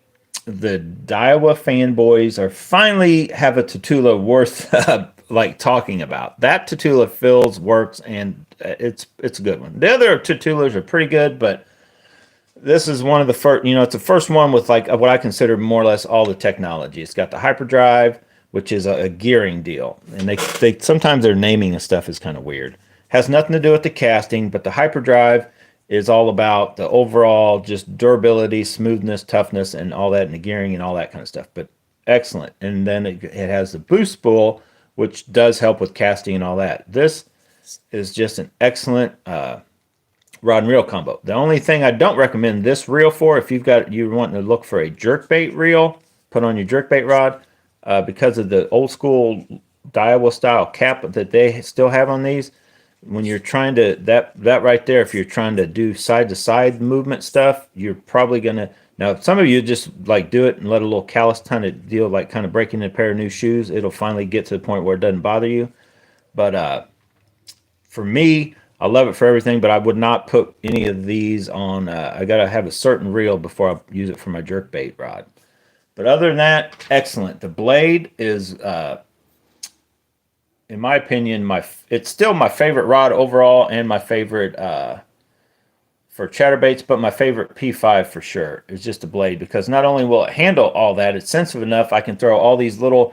I can basically do everything I would do with the 803 jig and worm rod. It is pretty much that rod with just a little different action. Not quite as sensitive, maybe, but sensitive, plenty sensitive enough to get the job done. The only rod I would say that is more sensitive would be the 803. The only downside to that rod over the 803 is the 803 is a more comfortable overall like handle, because my hand fits all the way on it while casting, with even a little support right there, right? So there's a few negatives and positives about those two, but like honestly with those two rods you can go out and you kind of do the same thing with either one, but you can do a lot of stuff with either of those two. The chatterbait side of it, the blade all day long, way better. The 803 is not good for chatterbaits. I haven't really tried it for spinnerbaits, but bottom bouncing, the jig and worm rod. So I kind of want an 803 in the GLX MBR. I still got my mind sort of thinking about one, but man, that's a lot of money to get it and go, it's not any better than the 803 jig and worm rod for chatterbaits. So anyway, let's move it on. Another letdown day, not because of the rod or reel, but because of me. This combo, I took it just like this, and it stayed like that the whole time. I took it, put it in the boat, and it just sat there. That is the 611 Medium Plus Poison Adrena with the newest Steez made on it, right? And it just sat. I did not even, that sound you heard, that's the first time it was made since I wrapped it up Friday night to get it ready to go fishing. So it just sat. Was using all this other stuff and never got it out. It is probably still what I would say the most versatile rod that I've used. It will throw spinnerbaits. It will throw chatterbaits. It's sensitive enough to do bottom bouncing stuff. That 611 Medium Plus lets it do a lot of different weights. That is an awesome reel. Love everything about the reel. It just sits around nowadays because I'm using all these other rods that I guess I like them just a little better for this thing, so I use them. And then I like this one for a little better for that thing, so I use it over the Poison Adrena. If I had to go just probably take one rod and you're like, grab a rod and reel and we're going to go fishing, and you don't tell me what we're going to go do, I would probably grab that combo I just showed you, Poison Adrena with the Steez. So let's keep going. We're not done. But wait, there's more. So let me move this out of the way. This combo, I'm definitely still like. I have not found anything negative about the rod. The only thing negative I can tell you about loose reels, because if you really get down and you put your ear to it, you can tell that these have a geary sound compared to Daiwa and Shimano. Now, I'm not knocking them. I'm not saying they're not still going to work. I don't know how many years they'd work or whatever, but I will tell you that this one, I can't tell. I don't remember what it sounded like when I very first got it, but I thought it was super quiet other than the casting. You guys have heard me talk about it. But I'd swear I can hear there's a geariness to it that I definitely don't hear on the Zillion, which they were purchased roughly around the same time.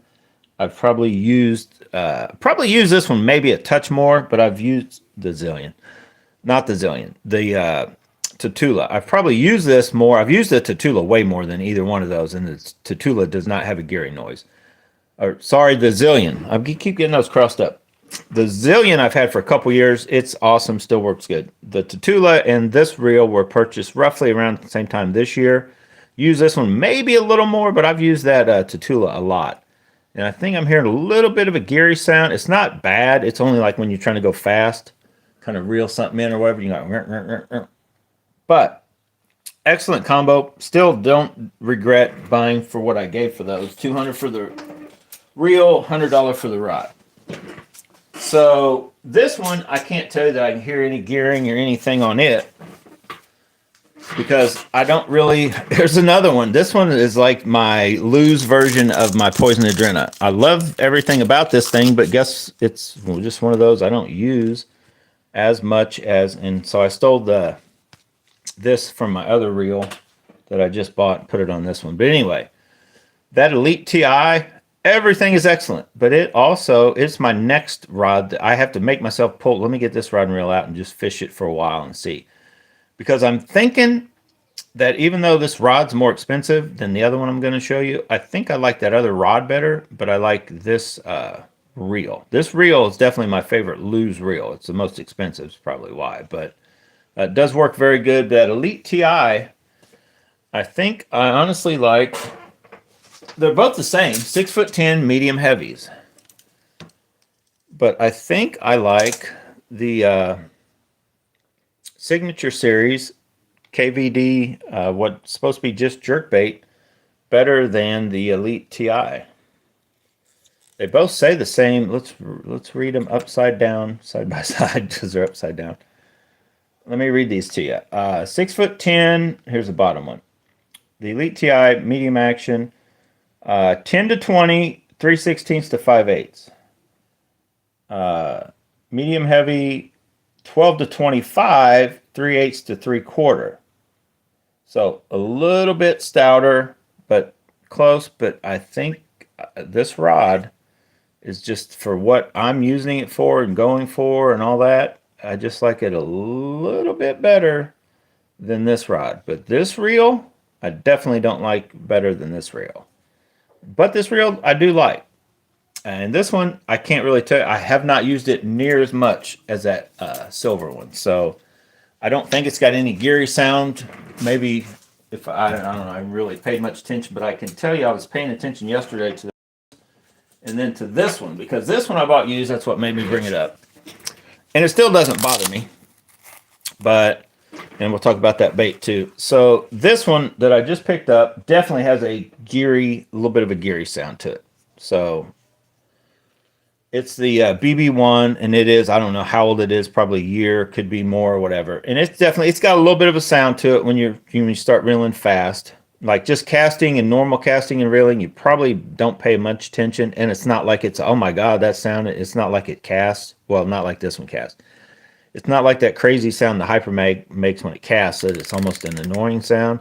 It's just like you can tell. If you're fishing side by side with Daiwa, higher end, even the Tatula and up, you can tell that those are a quieter reeling, and just like that Calcutta Conquest, you're not going to really hear those. You may hear the braid going through the guides. That's the sound you hear. You don't hear the geary noise over the braid coming in, to where this reel, you will hear the little bit. If you're paying attention, you can slightly hear that noise along with the braid coming in when you're winding kind of fast. So what do? Use 4-strand, and it takes out the sound. No, it just use it. It's like it's got a little geariness to it. Now I don't know what it'll be, but I don't know that I'm gonna keep worrying about trying to do any more reviews or buying loose reels. I'm gonna keep the ones I have. I don't think, and I do like this one. I'll talk about this. So I switched it around, put braid on it, of course, readjusted everything to my liking, right? The spool tension, the drag, and all that, because I switched out. I was able to go basically right back. So when I bought this, it was set at 5 with, I believe it was fluoro. I don't know, I just took it off, threw it away.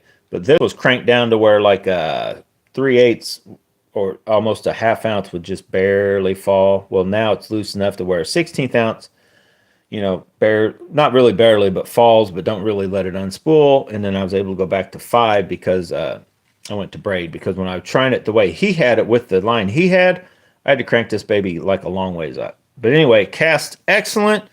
It's got a clicking drag. I believe it's still the only lose you can get with the clicking drag. Clicking drag, the drag itself works good. No issues with the reel. I just thought I'd bring up the geary sound to where some of you are maybe thinking that I'm not mentioning it or whatever, because I'm sure if any of you guys that fish with Abu Garcia, with lose, with older Daiwas for that matter. So let me get this reel. Hold on. These I got rigged up. I'm going to cut the line off and all that, but yeah, this one don't even make it. Hang on. Some old Daiwas with aluminum gears are prone to have a little geary sound. This one is actually, this is a good reel. But yeah, I wouldn't even say this one has a geary sound, but I don't know. It's my boy's now, but it was my baby, and she got the good stuff in her, and she's tuned. She's good. But you can get a geary sound. I don't think I've got a reel.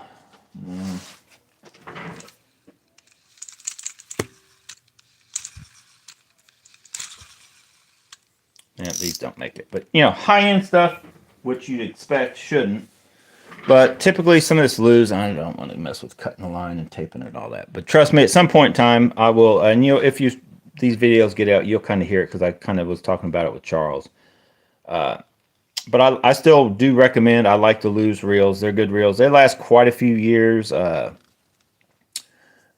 still think that Daiwa is definitely my favorite. I think I still like the idea of lose, then Shimano, because Shimano's going to be a better quality overall. But Shimano, I think they're going the wrong way. Like Shimano, I don't like how some of their reels, the designs, they make the metaniums are made out of magnesium, but they're not even as lightweight as, I don't know. I just don't like the way some of Shimano, for their price point. I feel there's some of these lures that are very good quality, fairly reasonably priced.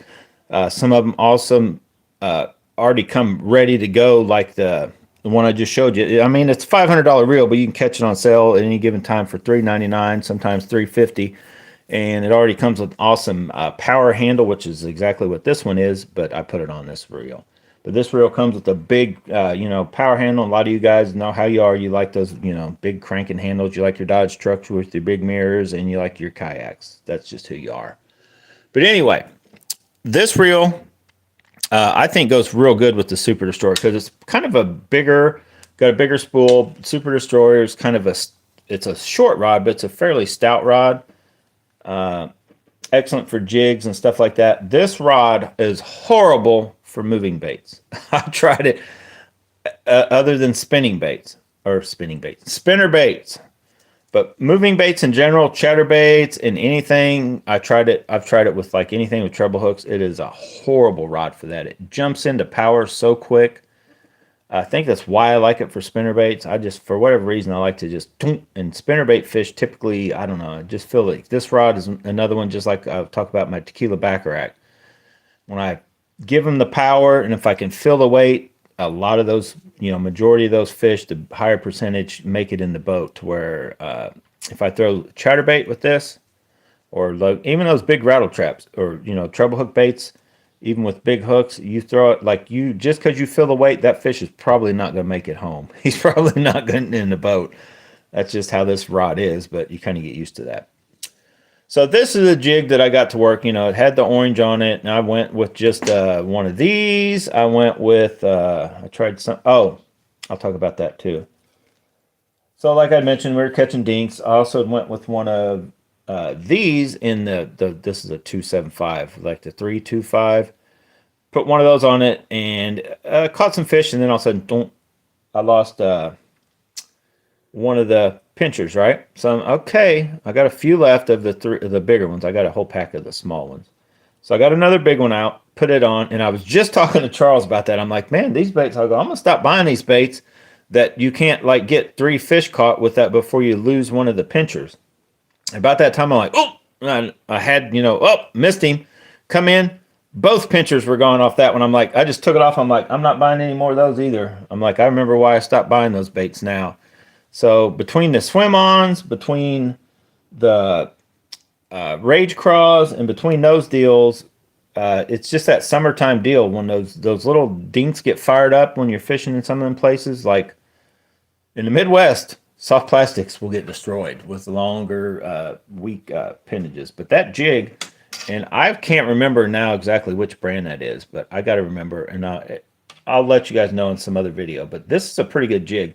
It's actually got a little bit lighter wire, so if you're a guy that likes to throw jigs with a little bit lighter rod, this jig, the hookup ratio and everything, of course, on the Super Destroyer was real good. But I don't think you need as stout a rod as what the Super Destroyer is. That's not a super heavy hook, but it was doing pretty good. And so I finally ended up putting the goat on it. I just grabbed that one. It was on the top of the box. It's one I'd actually cut down to put on chatterbaits, but that is the goat. And still caught a few. Then we switched to other stuff. But anyway, and I just left it on. And then I never went back to the jig because the jig, I lost my Dirty Jigs Bluegill 2 jig that I've been talking about forever. Finally lost that jig, got hung up, and I couldn't get it off. But this jig I was throwing around the same places, and I felt it didn't get hung up near as bad as dirty jigs in general have been for me. That's 2 dirty jigs I've lost around brush fairly easily, I think anyway. But I had that Bluegill 2, and I had the Zinkers on the back of it, and they were hitting it. I was kind of using it as a bottom bouncing and also just kind of creeping it, swimming, trying a few different ways. They wanted it a little slower when it was a jig. They wouldn't hit it as fast as what they would a chatterbait or a spinnerbait, just swimming a jig kind of thing with that tail. So I thought, well, I'll try this, and then we moved on to other stuff. But I also have the Andy Montgomery jig coming in. I thought I'd just try one. He did a deal where Andy Montgomery's got his own jig coming out. I think it's Andy Montgomery. But anyway, I'm going to try that one out, and I think I'm going to maybe... I got to see which one this is. I know I've got this size, and I've got the smaller 1/8 or whatever, a couple jigs. I don't know that I'm going to stick with dirty jigs or not, or jigs in general. I think I'm going to stop after these Andy Montgomerys. I think I'm going to stop buying jigs because I swear that you're wasting your time, with too many jigs. I'm not saying you don't need them, but it's almost like wait till your soft plastics aren't working, or you get on a good enough bite that on soft plastics that they're hitting on bottom only kind of thing, to where you feel like you might need a jig over, to try to get a bigger fish, kind of like what I want to do with these jigs in the first place. But I've bought enough jigs now anyway that I could probably no more than I do fish jigs. I could probably fish another 5 years without buying another jig. So I probably won't be buying any more jigs after these Andy Montgomerys. I'll just talk about the ones I've already bought and which ones I utilize or work. But so far, I like the dirty jigs, but I feel that they are, in effect, I've lost 2 just from being hung up. Just like I've still got them, the sleeper craws. I haven't even brought those out and tried them yet. But when the first time I bought the sleeper craws, I bought 2 of them and lost them like the first trip out just because they got hung up. I'm like, well, I'm going to stop using those because that's the whole point, using something with the hook kind of out of the way. I thought I could throw them around a little bit of cover without them just getting snagged up. But anyway, so I'm not even going to talk about the other Dobbins. Well, we'll talk about it real quick since it's got this reel on it. Here's another rod that didn't even make it out. So if Jeremy doesn't buy this rod, I'm going to actually utilize it more, and I'm going to try to use it for the bigger chatterbaits to see what I think of it, because I've got the one we're going to talk about after this one that I do like for big chatterbaits. And I've tried all my rods. They all handle chatterbaits except for the jig and worm rods from the NRXs and the Super Destroyer. The Conquest either, because it's just a little too soft. The 802s are a little too light, in my opinion, for chatterbaits. And then the 803, for whatever reason, it's like the Super Destroyer. Just chatterbait fish don't stay on those rods. But all the others, they seem to work pretty good. And what's weird is that Tequila Baccarat, I think they work as good as anything on the bigger chatterbaits. So I'm going to also try this. If Jeremy doesn't buy it, I'm trying that 704 with chatterbaits, and I kind of wish I could come across the 703 because I think a 703 would actually be a good chatterbait rod. Because I flex these and they don't really talk about it, but the Dobbins kind of have that. This Dobbins probably feels more like my Super Destroyer than any rod I have. But it may be a little softer, a little stiffer in the tip, but a little softer throughout the whole rod, probably because of the fact it's 7 foot, not 6'9". So I thought about just if he doesn't want to buy it, I'm going to try it, and then if it's anywhere close, if it's a little off, like I feel it's a little too stiff for chatterbaits, I may invest in a 703 also, because I do like the overall looks and works and feel of the Dobbins rods. But it's another one. It's like the Poison Adrena, the Elite TI, and then comes this rod. They're just far enough out on, like you guys seen what I've thrown if you watch enough of my videos, that it's just far enough out that I really, probably for jigs, but I don't throw jigs as much as I throw a lot of other stuff, and I've already got the Super Destroyer, which is excellent, the Tequila Baccarat, which is also excellent, and then either of these, the Elite TI or the, like that jig I just showed you with a little lighter wires, and that's what half my jigs are smaller, the Signature series, any of those 6'10" medium heavies are also capable of throwing jigs, but this would be good for the bigger jigs, and I just don't get out there enough. But this reel, that's a stock handle back on it with just different knobs. This reel I do like, and I've thrown it on. I think I briefly had it on the blade when I first got it. Maybe I can't remember, but I bought it for this. I bought this combo together, and then I took it off and tried it on the Super Destroyer. And although I kind of like it on there, I don't like it on there. So honestly, this is a way better reel than that BB1, like hands down. But I think I like the BB1 on the Super Destroyer better. It feels a little bit bigger, just gives you a little more to hold on to. But I think, I mean, I do like this combo right here. So my plan is leave this alone, try it for stuff that I wouldn't think to try it for. So like chatterbaits and just a few other things to see if I can work it into my arsenal more so than what I've used it so far. Because so far, it's it's like those three that are on the outs. They just sit around. Now the bad thing about this one, I'll talk about it. This is probably also one of my fish the least, just because it's this, right? It's a swim bait rod and reel combo built to withstand everything. But you can take it out. And I balanced it, right? So I got this little bit of weight on the back.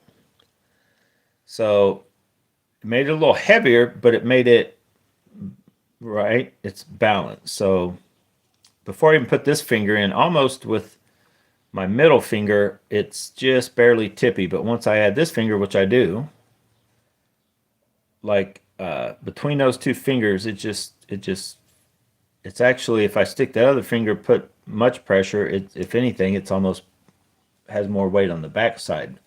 So it's what I call perfectly balanced. It just kind of floats in your hand while you're out there throwing stuff. Yet it's a big enough, stout enough rod. You hook a bait like this on it, and this 5/8 ounce Thunder Cricket feels like what this little 3/8 ounce would on my blade. It kind of gives you that same, it feels like you're not throwing anything very heavy. You put this on the blade, and it throws it fine, like it flings it. But you can feel that you got some weight on the end. You put this on the into this, cast it, and reel it, or the big blade, if you remember right. It's my favorite thing to throw the big blades. But it's also my favorite thing to throw once you get in that full size, half ounce, 3/4, 5/8 ounce baits like the Thunder Cricket, the Big Blade, the Z-Man Originals with the big hooks, the hook sets, and the reeling it in with the big power handle. Like any of those blades, like it just makes it so much. It's like I know you're fishing a big old thing, but it's like throwing any of these little baits, on my regular, the Signature series, the blade or whatever with the smaller baits. That's what this feels like with any of these bigger baits. Them bigger baits feel like little baits that you're just, capable of casting as far as you want to cast, reeling it in. But the thing that makes this excellent for those bigger chatterbaits, even more so than that, is that percentage of when you get a hit and you just and you got that fish. Like I feel that confident when I'm throwing it. Now I haven't tried it because I don't even want to try it. Like I haven't tried it with the little dinky baits, like the little 3/8 and smaller, like the Nobies and all them, because I think it's just too big for as small as they are and small hooks. But chatterbaits, they're so evolved now that you're not talking about the same deal. You're not quite talking about the same thing on weight and hook size, right? And then the Z-Man original. So everybody's kind of evolved now to where, and I think the reason you have to, there's more people, putting a big deal up about what you need for a chatterbait rod is because these smaller ones, they do require like a different beast. The even the jackhammer, but once you get into the Stealth Blade, the Mini Maxes, and a lot of these other ones, they go from a big honking 5/0 to a 4/0, and then even lighter wire in some cases.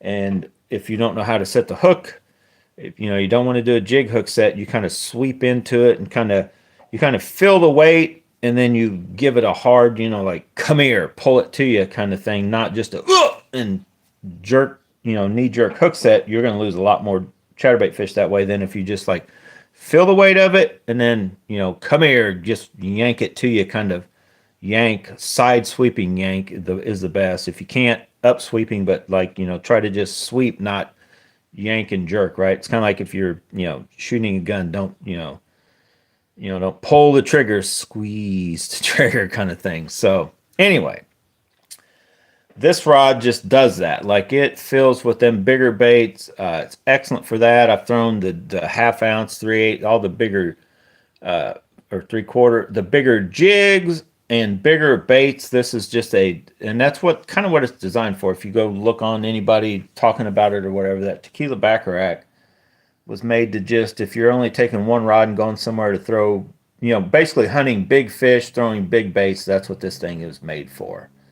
And it's an excelente rod. And this reel, I do not like this reel, but man, on here, I guess I like it. Like I put this on, I tried it on Super Destroyer, I don't like it. I not a huge fan of the overall HLC period, but on here, that's 40-pound braid with a 30-pound leader. Because I don't believe in using anything bigger than that if you're out bass fishing. And I don't go, there's nowhere where I fish like in Florida or somewhere there's crazy heavy cover and monster fish to where I would need something more than that. But I only went that heavy just so I don't want to lose any of these bigger baits. If I do get like a backlash or whatever, just something weird would happen. I don't want to lose any, even though they're not expensive baits. I just don't want to go through that hassle. So that's why I went with 40-pound braid to a 30-pound leader, just for that reason. I think you could probably get by with 20. You just got to be more careful when you're casting. So anyway, there's Brew Tank. Fireball Sunday, yeah, you know the deal. Fireball Sunday. Or is it a Rescue Shimano? No.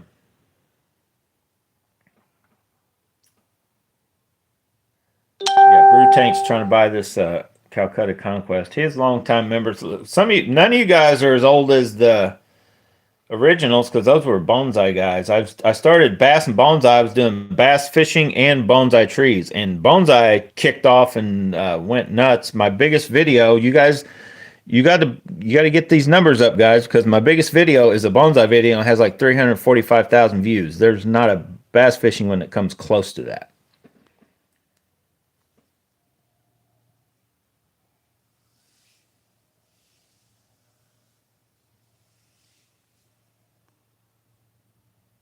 Yeah, I don't seal any of my cork. Brew Tank mentioned that too. I mean, I've done it, and it changes it a little, but I don't think it. And it's one of those where it'll sort of protect it, but unless you're just totally abusing your stuff, the cork can usually get dirty. Now, stain's a different thing, but it can usually get dirty just out under normal use, and then you just use like a magic eraser, or after like a year or two of use, you can just use whatever, try to research whatever sandpaper the cork rod they finished it in, or what finish you like, whether it's 400, 600, 800, whatever grit sandpaper, and then, wet or dry, and then just lightly. I don't mean like set and try to, change the shape of it, just lightly scuff it with that grit under like a soapy water. If it's like a real, you feel like it won't come off with the magic eraser kind of thing. Just kind of you're lightly resurfacing it. Now you're resurfacing it. Now, if you do that too many times, you're going to shrink down the cork, and you're slowly sanding it off. But you can take an old rod that somebody's had for 10 years and they never did anything with it, and you can like amazingly bring it right back like new, and it may have never been sealed with anything. The trick with cork is to not let them get stained by something. So the 40 cork sealer, you're basically staining it with something that then something else it just washes off of. So it's going to change it slightly, but then it should be all right. But like cork naturally will age, without dropping some of your chartreuse dipping stuff on it or something like that. Will just naturally darken and change colors, but you can it should stay consistent. An old 10-year-old rod won't look the same as a new corked rod will, but they should stay, consistent and looking good, and just kind of take care of your stuff. If you don't take care of your stuff, UV cork seal it. And, if you're just using it truly tool only to help protect a little bit, use the UV 40 cork seal, but it makes it look, and in my opinion, the touch and feel of it is different. What I like about cork is not only just the looks, but it's one of those materials when it does get wet, the grippiness is probably even a little better. But I do, honestly, this is my new favorite. This is my new favorite feel. I don't know how long they'll last, but I like the Elite TI carbon fiber look better, but that soft and just the grip it gives you feel of whatever it's just a little bit, I feel it's a little even softer than the Elite TI. The cheaper lose reels and a lot of other ones, this is a lot firmer feeling. This one just feels very good. So with that soft touch reel seat that's real smooth, there's no sharp edges to it whatsoever. Like for true, that I think looks pretty good. It just feels very good. Now when it gets wet, it looks black. So I washed it off. I'm like, oh God, I just screwed it up, because I washed it off with soapy water, and I'm like, uh-oh, like it was black. I'm like, what the heck did I do to it? But it just darkens up when it's wet. As it gets like a little dirty or whatever, it'll darken up, and then you just wash it off. But I don't know how long it'll last. It feels so soft. I'm like, God, that can't last too long. But we'll find out.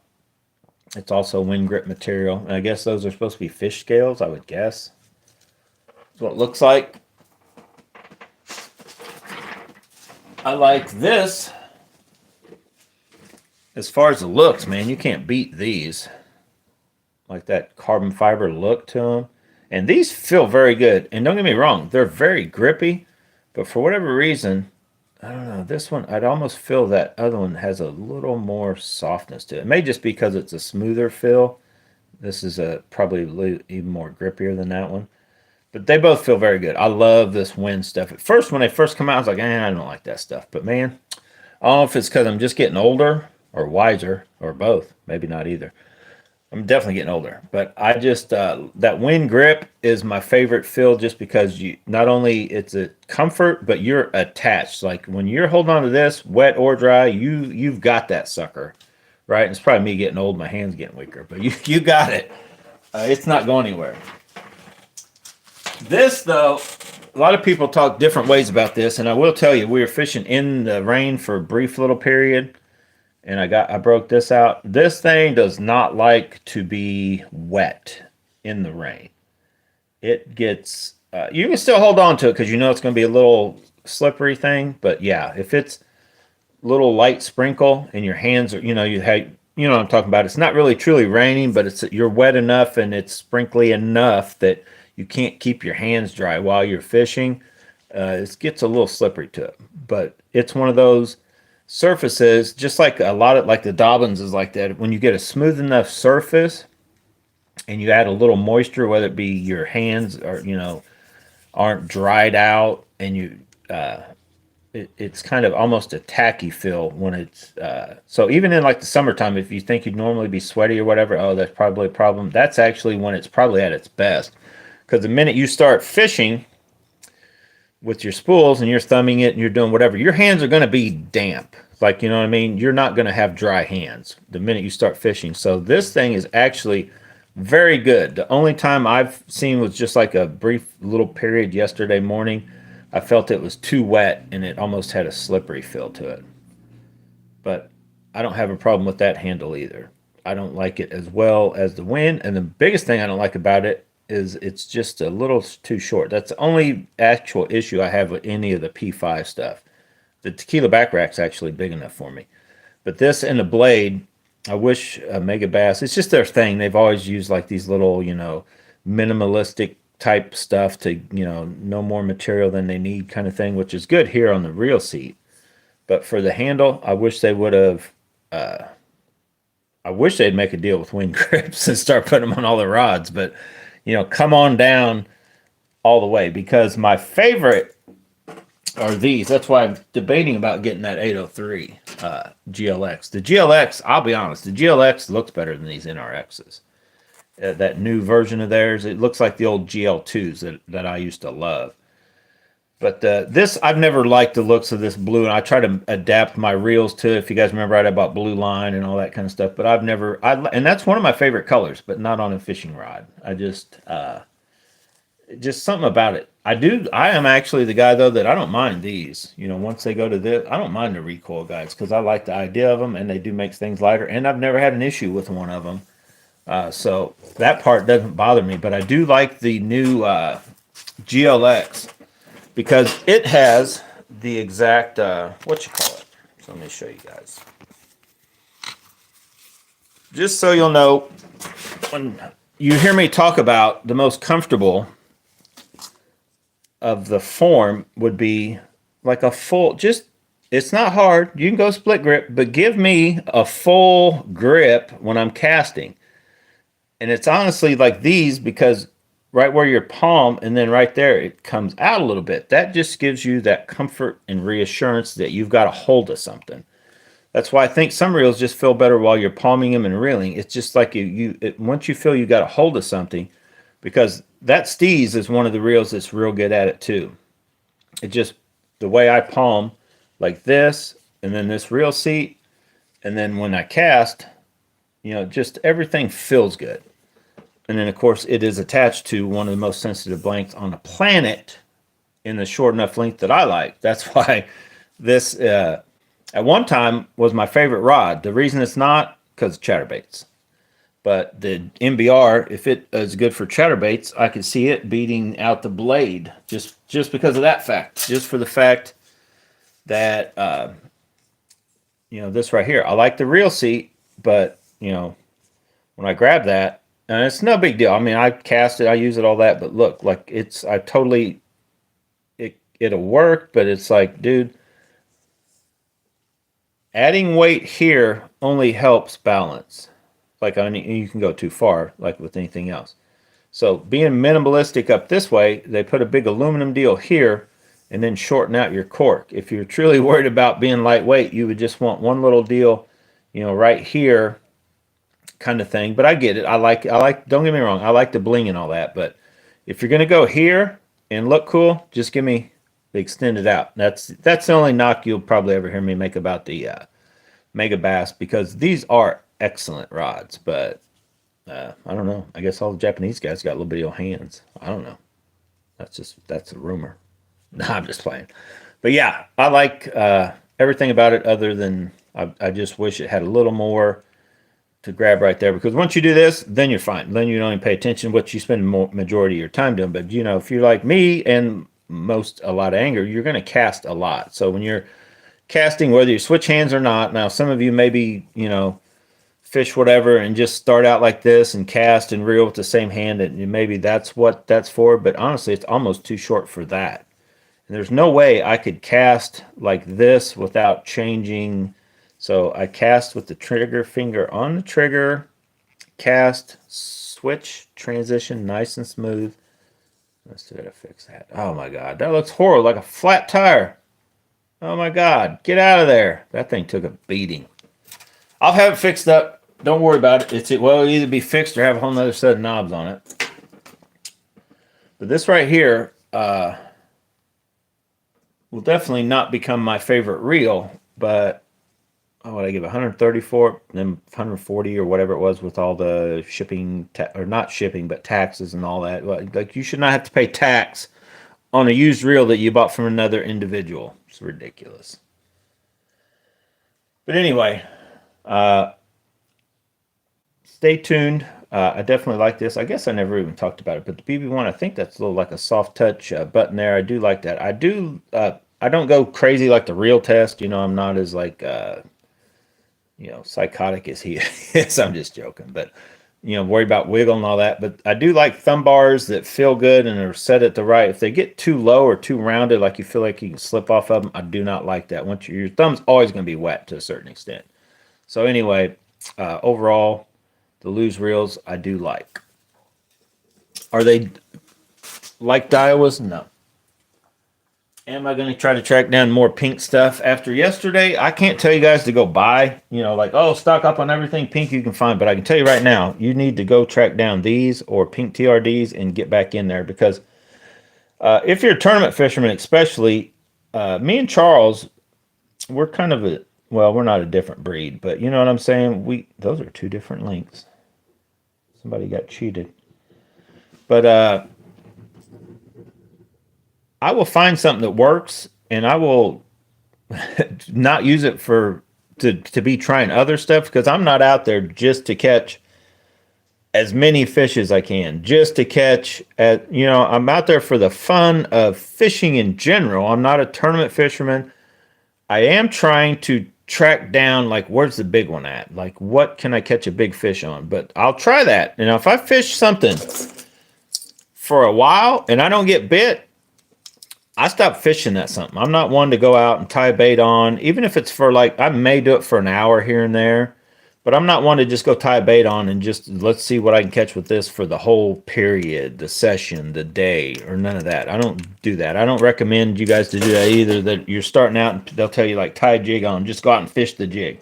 What I will tell you is, if you're wanting to try bait out, is tie it on or have it ready, and then like a swim bait. If you go out and you get, a glide bait for sure. You go out and you get on a topwater bite, but you're hesitant to throw, you're just not as keen on glide baits.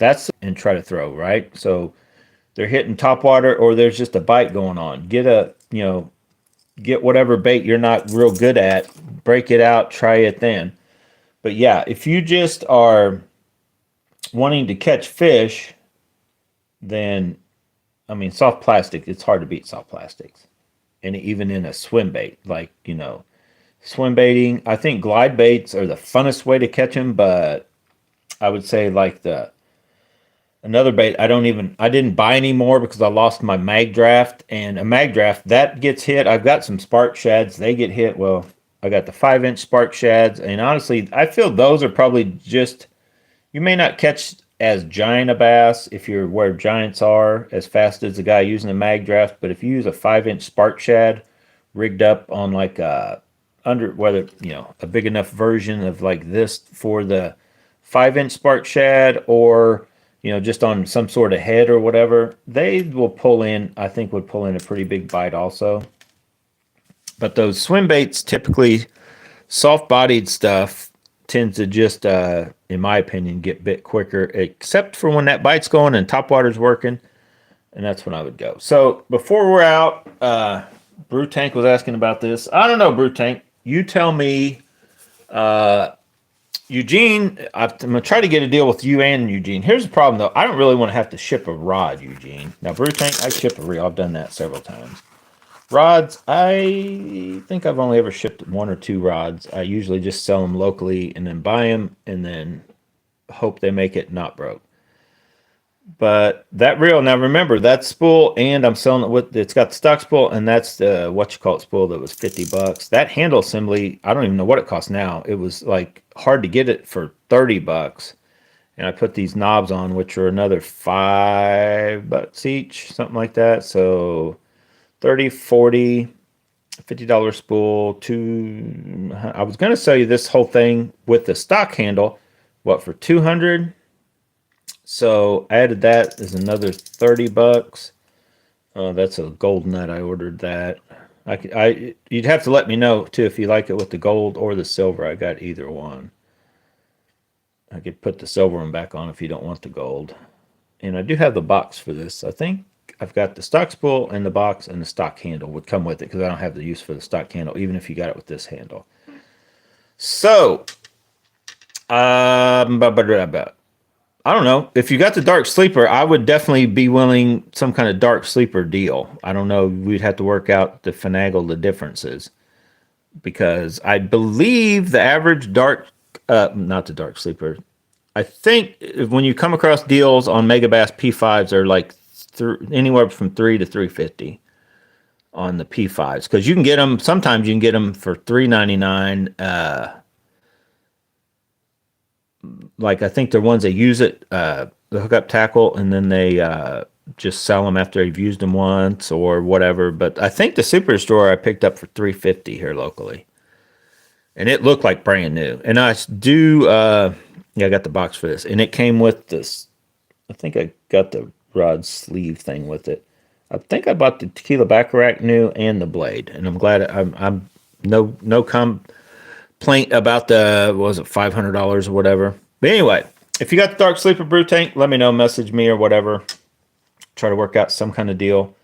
And then Eugene's got 2 Kind Tettons, or oh man, I don't want to ship this rod though. But Eugene, I'd work some kind of deal with you because I'm interested. I think you got a Zillion HD. I'd possibly be interested in some sort of trade, because this I gave either 3 or 350 from Rogers. I'd have to go back and look. I know the NRXs pluses were $300. I can't remember if this was 3 or 350.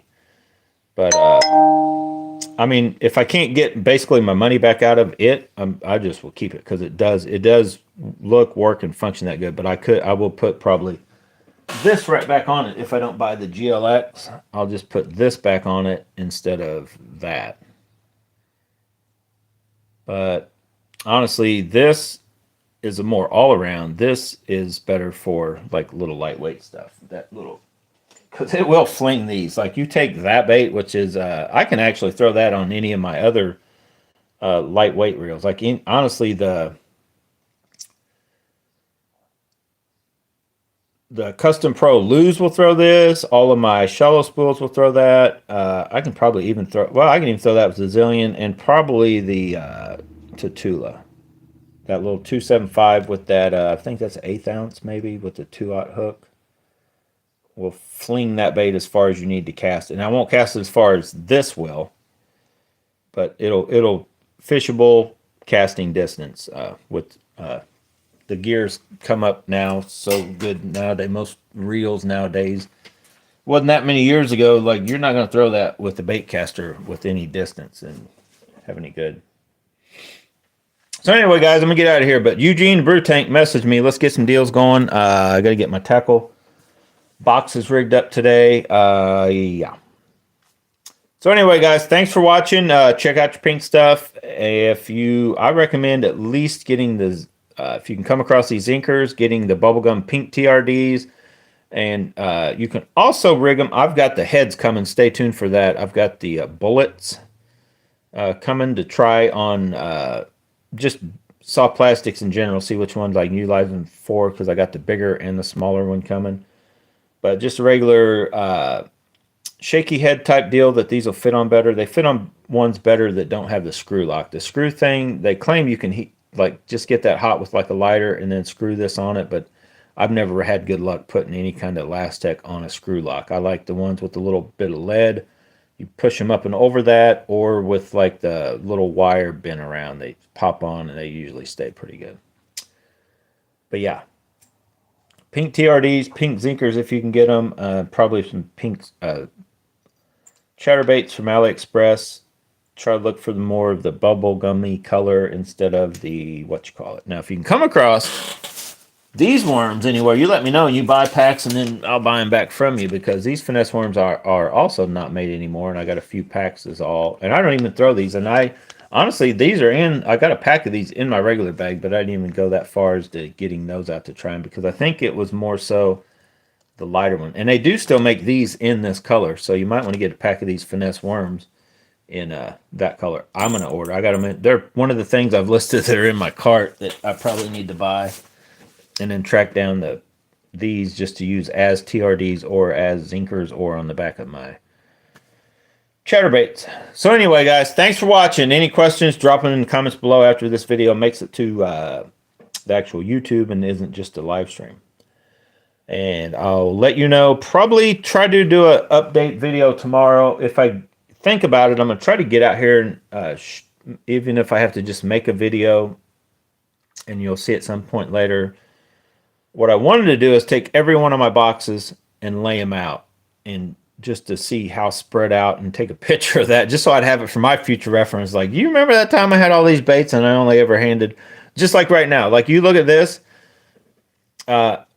When we go out fishing, I can literally almost in a handful at the most two, every bait I used for the whole day. We fished for however many hours, and this is what I managed to get out and fished it long enough that I felt I gave it its fair just time, or I got on a bite with one and I just couldn't put it down.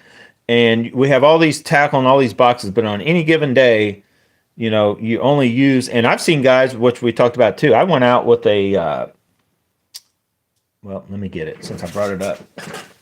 I went out with this bait right here, or the one I lost, because I've only ever owned two in this color. When I first got the boat you've seen me fishing in, my Bass Baby, the very first trip I took in it, I went to a place that I guess I definitely hadn't been into in years, and I guess nobody else had been to in a while.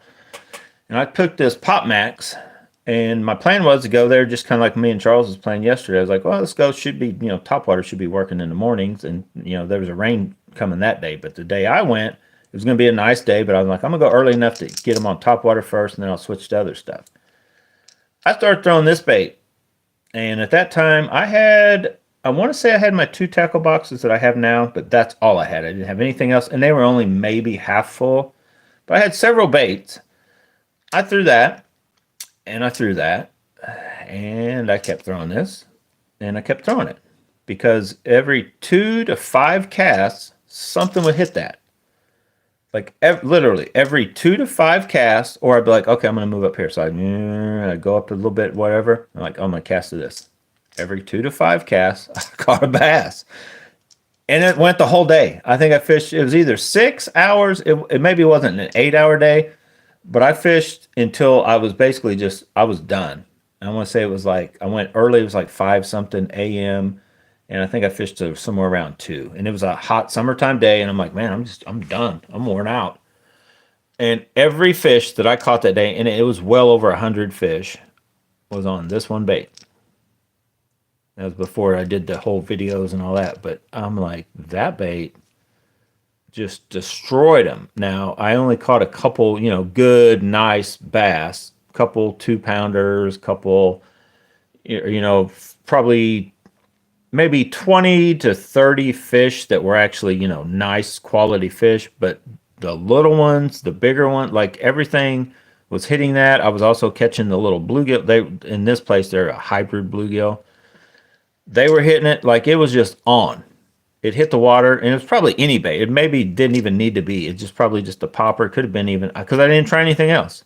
I just threw that and realized when I was done, it's like, my God, first of all, I've never went for a whole day and fished one bait.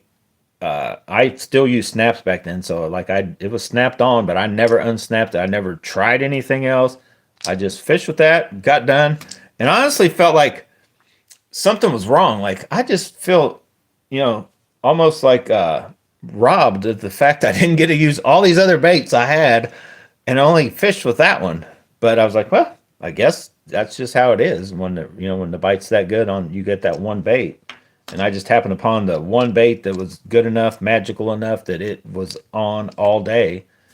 But I've had those days to where, and that's really what a lot of us except for maybe me because I'm insane, look for, right? We want to go like, you know, I think they're going to hit this. I think they're going to hit that. You got ideas what they'll try. And then sometimes you'll get on it. Like they'll start hitting that and then you throw it.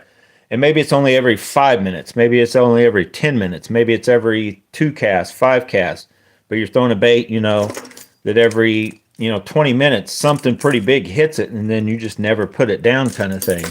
We all look for that, one, bait that's just, it's consistently getting bit, doing the job. And then some days you don't have that. You're just junk. You're just throwing everything at them. But yeah. So anyway, just thought I'd share that story. Thanks for watching, guys. Get out and go bass and bonsai. Hopefully, I get a computer. Oh, and in the comments, if you guys know where or the best deals or what computer you would recommend for editing videos, I don't want to spend a ton of money, but I do need to get something better. I had like a $700-800 laptop that it was old one though, and I bought it for that purpose, and the people I bought it like used at a computer place, and they set it up for me. And at the time, it was either one shot or whatever I was using was fine. I'm trying to use DaVinci Resolve, their free version, but my computer laptop wouldn't handle that, so I got mad and I smashed the screen down. It's broke. It's destroyed. But it had some other issues because it got to the point where it wouldn't even let me put the GoPro footage on the way I'd used to. I figured out a different way to put it on the computer, and then it literally would not let me watch the videos that I just downloaded from my GoPro to the computer. It was I don't know if it had a virus or what was going on, plus the battery was old, and you had to leave it plugged in. You couldn't like unplug it for more than 10 minutes or it would, you know what I mean? It had issues. It's probably a 10, I don't know. I think I've had it for 6 or 7 years, maybe 8 years, and it probably was 2 or 3 years old when I bought it, a couple years old anyway. So yeah. Now this is true Mega Bass. They do not make a good knockoff. They make some that look close, but are junk. You want proof? Hang on. Let me see. Let me just see what I'll show you. Because I think I got one right here. I know. I was trying to end this video in a 2-hour video, but you guys won't let me. You guys won't let me. So I tried that. Oh, I forgot all about that. I tried that. When did I try that? I did try this yesterday. I forgot I put it back up. So I did break that out. When Charles was doing his thing, I finally, after the swim bait, I did go get this. Oh, that's where... Okay, it's all coming back to me now. It was a blur, and I wasn't even drinking Fireball. That's why I could tell you that the Super Destroyer sucks in the rain, because I did go get this and throw it on a Super Destroyer, and it was slippery in my hands because it was raining, and then I missed a fish on this because of that freaking Super Destroyer, even though it's got big old hooks, and I know that'll sink them. The Poison Adrena is an excellent rod for the full size. That's one thing the Poison Adrena is excellent at. But I tried that Tackle Warehouse Bluegill, no hits, and then I just went to other stuff. Charles was throwing, I'm going to show you this one. This Whopper Plopper right here, and that's the size I believe that Charles throws all day long, unless they make one smaller than that. Now, he also tried the Chapo. If you guys remember right a while back, I did the little Chapo Whopper Plopper. Dude, I'm just telling you.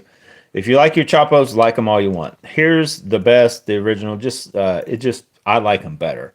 Like I mentioned, this is my original one. This is the very first one I ever bought. And I don't know I can't remember if it was the first year they ever made them or whatever, but that's the first Whopper Plopper I ever bought. And hooks and all, a little rusty, still freaking sharp. That one poked me. But I've caught tons of fish, stuck it in the wood, went and got it, and it just still works excellent. The only reason I've ever bought any other ones is just try different colors, right?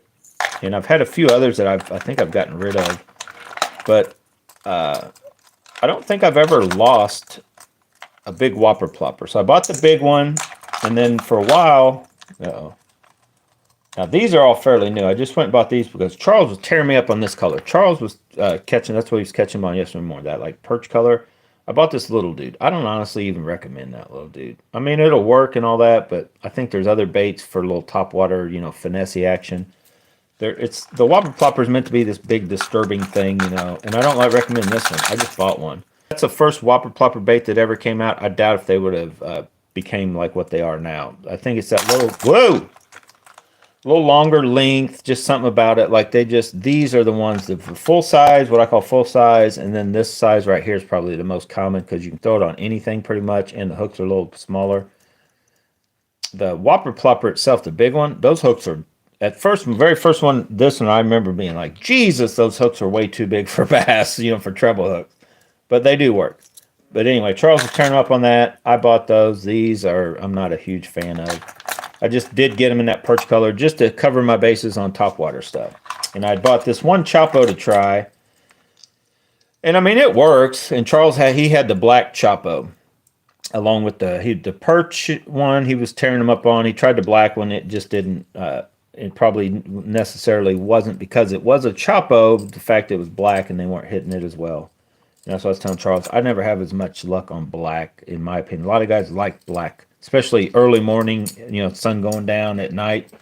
I've just never liked black topwater baits, in my opinion, over, that color, chartreusey, whitey, whatever color, natural colors when it's during the day kind of thing. Just like this dude right here.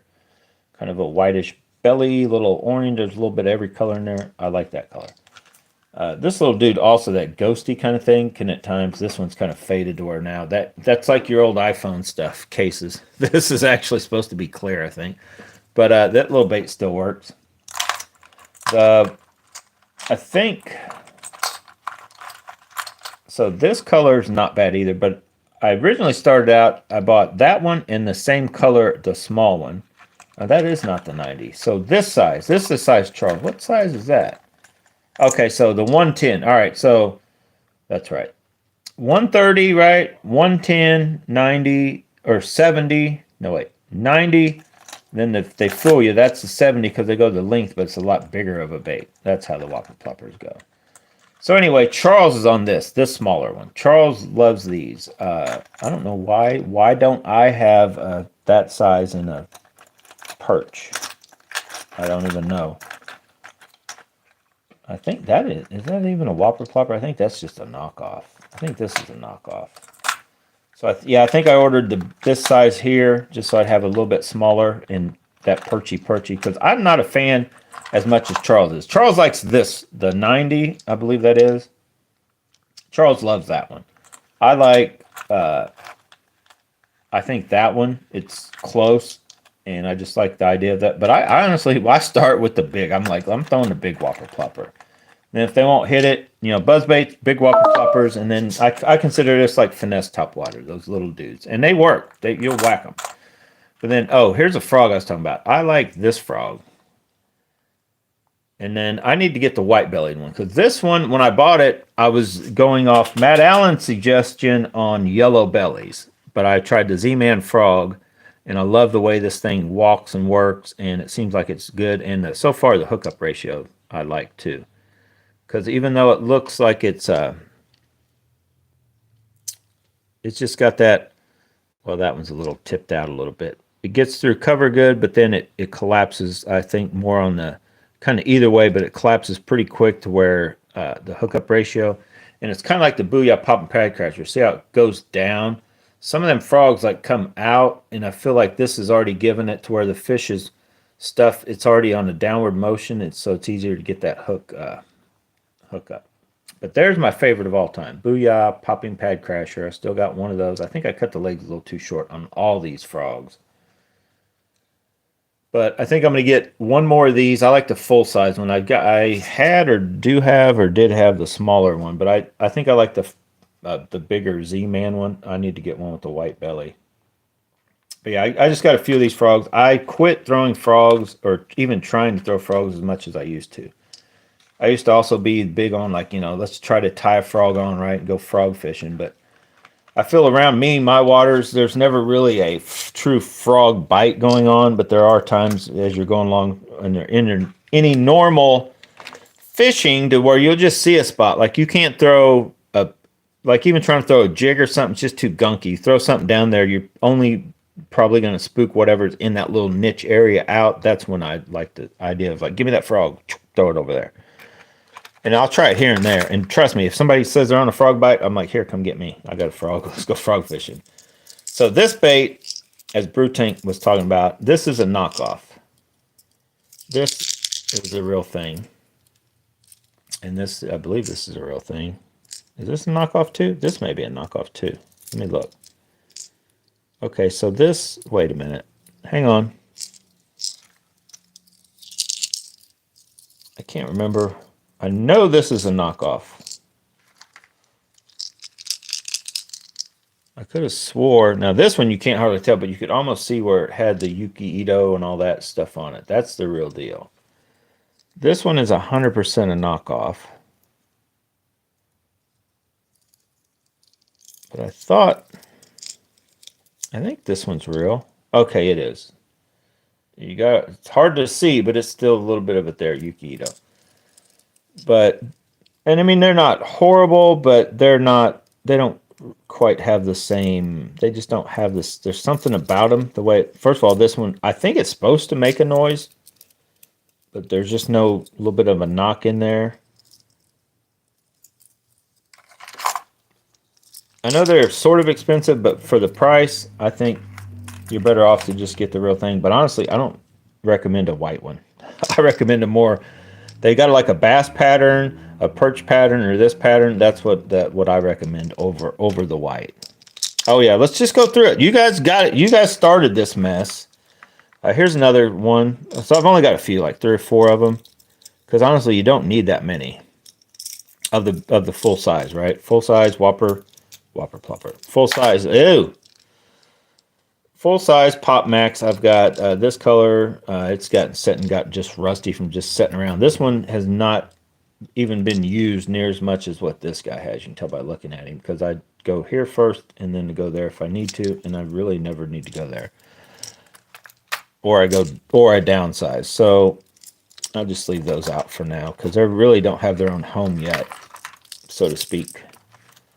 So there, and I've heard, I think it was Matt Allen was talking about this. Somebody was talking about the Pop X, Pop Max, and all that, and they kind of missed the ball on what they do. They're not the exact same bait. So it's not just the downsized version. So for those of you that haven't ever seen them in person or actually been out on the water fishing them, so here's another one. This is also the same, my favorite color. But what's funny is, I would swear that my favorite color, it may work close to this, but I like the little baby bass color a little better when it comes to these little dudes. But I still like that. That's my favorite color overall that Megabass has ever made, in my opinion. So I got the little dude in him. But you see how the lips are just different. Even on the start of the angle. Like, can you guys see that? It's not a direct copy of a bait. They're close. But look at the front. So they're close, but they end up doing different things. So, and then these are the Pop X, right? I got 3 of those, just a kind of white, whatever. And then you go to, I only have 1 of these. I only ever bought 1, and I just want that little, like, you can't even, like, super subtle, finessey. And then what this one does, if you look at it, it has no holes. And it's got this crazy cup.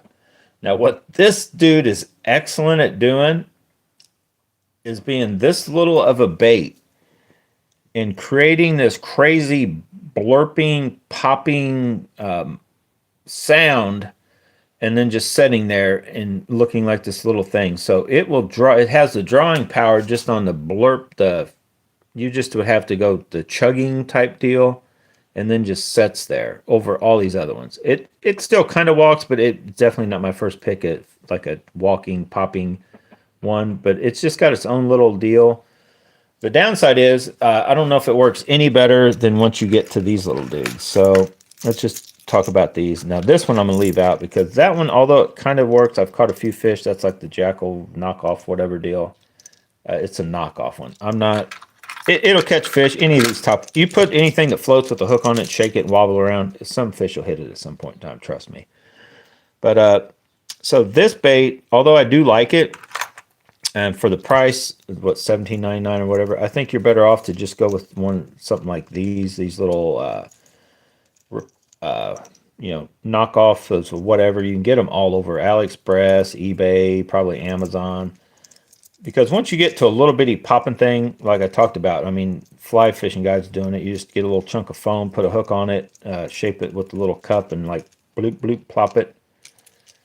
So these are kind of like the Rocco thing, right? So they got this little, instead of the pop R's and whatever that had the original pop R was perfect, and then they discontinued it because nobody would buy it, like the pink TRDs or the pink Zinkers. And then they realized, oh, it's excellent, we'll make it again. But then they made it different, and then so everybody started making their own.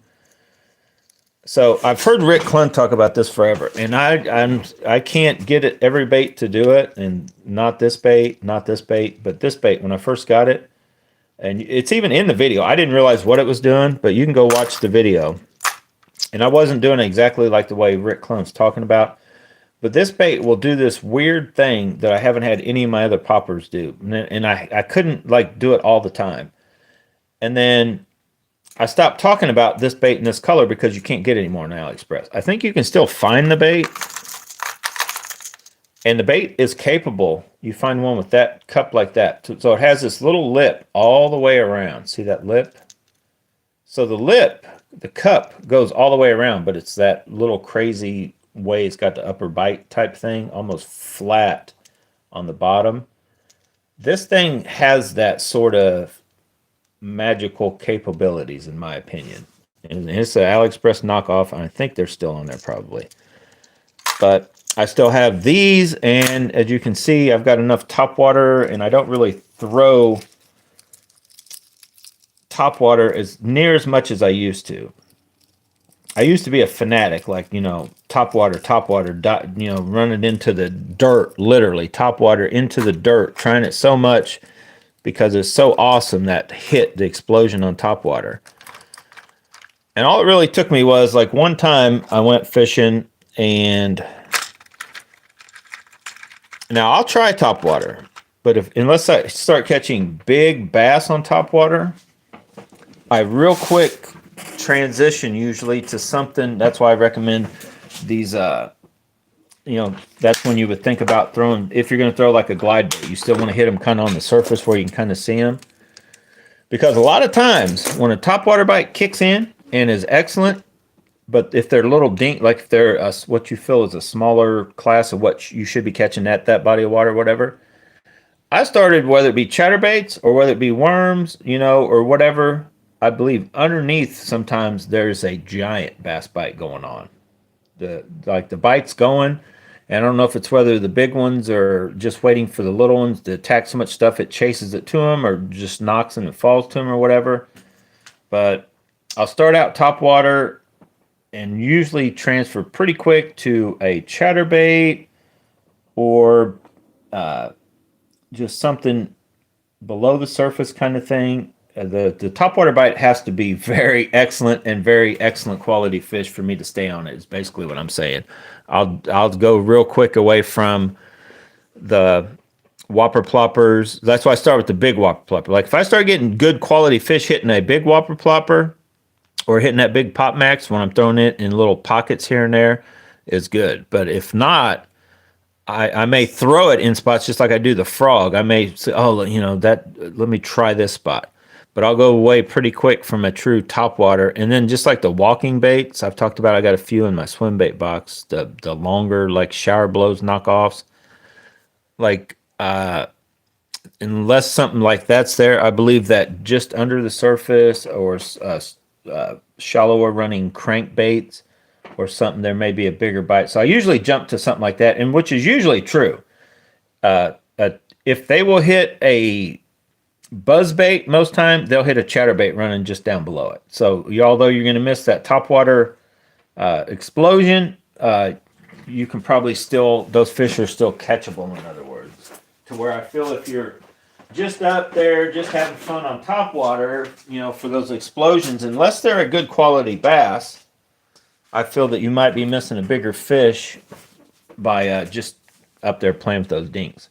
Sort of like me and Charles were doing yesterday with this bite. But we tried to find other things, and I just, I've thrown like all this stuff I've shown you. And there's probably something else I'm forgetting that I either didn't leave out or whatever, just like the whopper plopper. I totally forgot about that thing until I saw it, that I'd already used it, put it back in the box, because that's before we got out in the boat. I shook it off. It wasn't like these need to dry out. I shook it off and threw it back in the box. Totally forgot I even threw it. So, yeah, just be thinking about like if the bite's that good for this bait, what about, you know what I mean, an alternative, even if it's top water or if it's a type of, you know, worm you're throwing, or if you're throwing just like they talk about, which is true. If you get out there and say they're hitting a peanut butter and jelly worm, shaky head, stick bait, or whatever, it's like, well, let me try a peanut butter and jelly jig just to check them. You know, you don't have to completely switch and just fish that until you get a hit on it. But, you know, it doesn't hurt to, you know, same areas, places you're catching them on one bait to try another bait that either A, has something similar that you think will get hit. It either runs at the same depth or it's the same color and it's a bigger version, or maybe it's the smaller finesse version, or whatever. Anyway, guys, thanks for watching. I'm definitely gone now. Roughly almost 2.5 hour video. I haven't gone that long in a while. What color are you talking about, Bird Tank?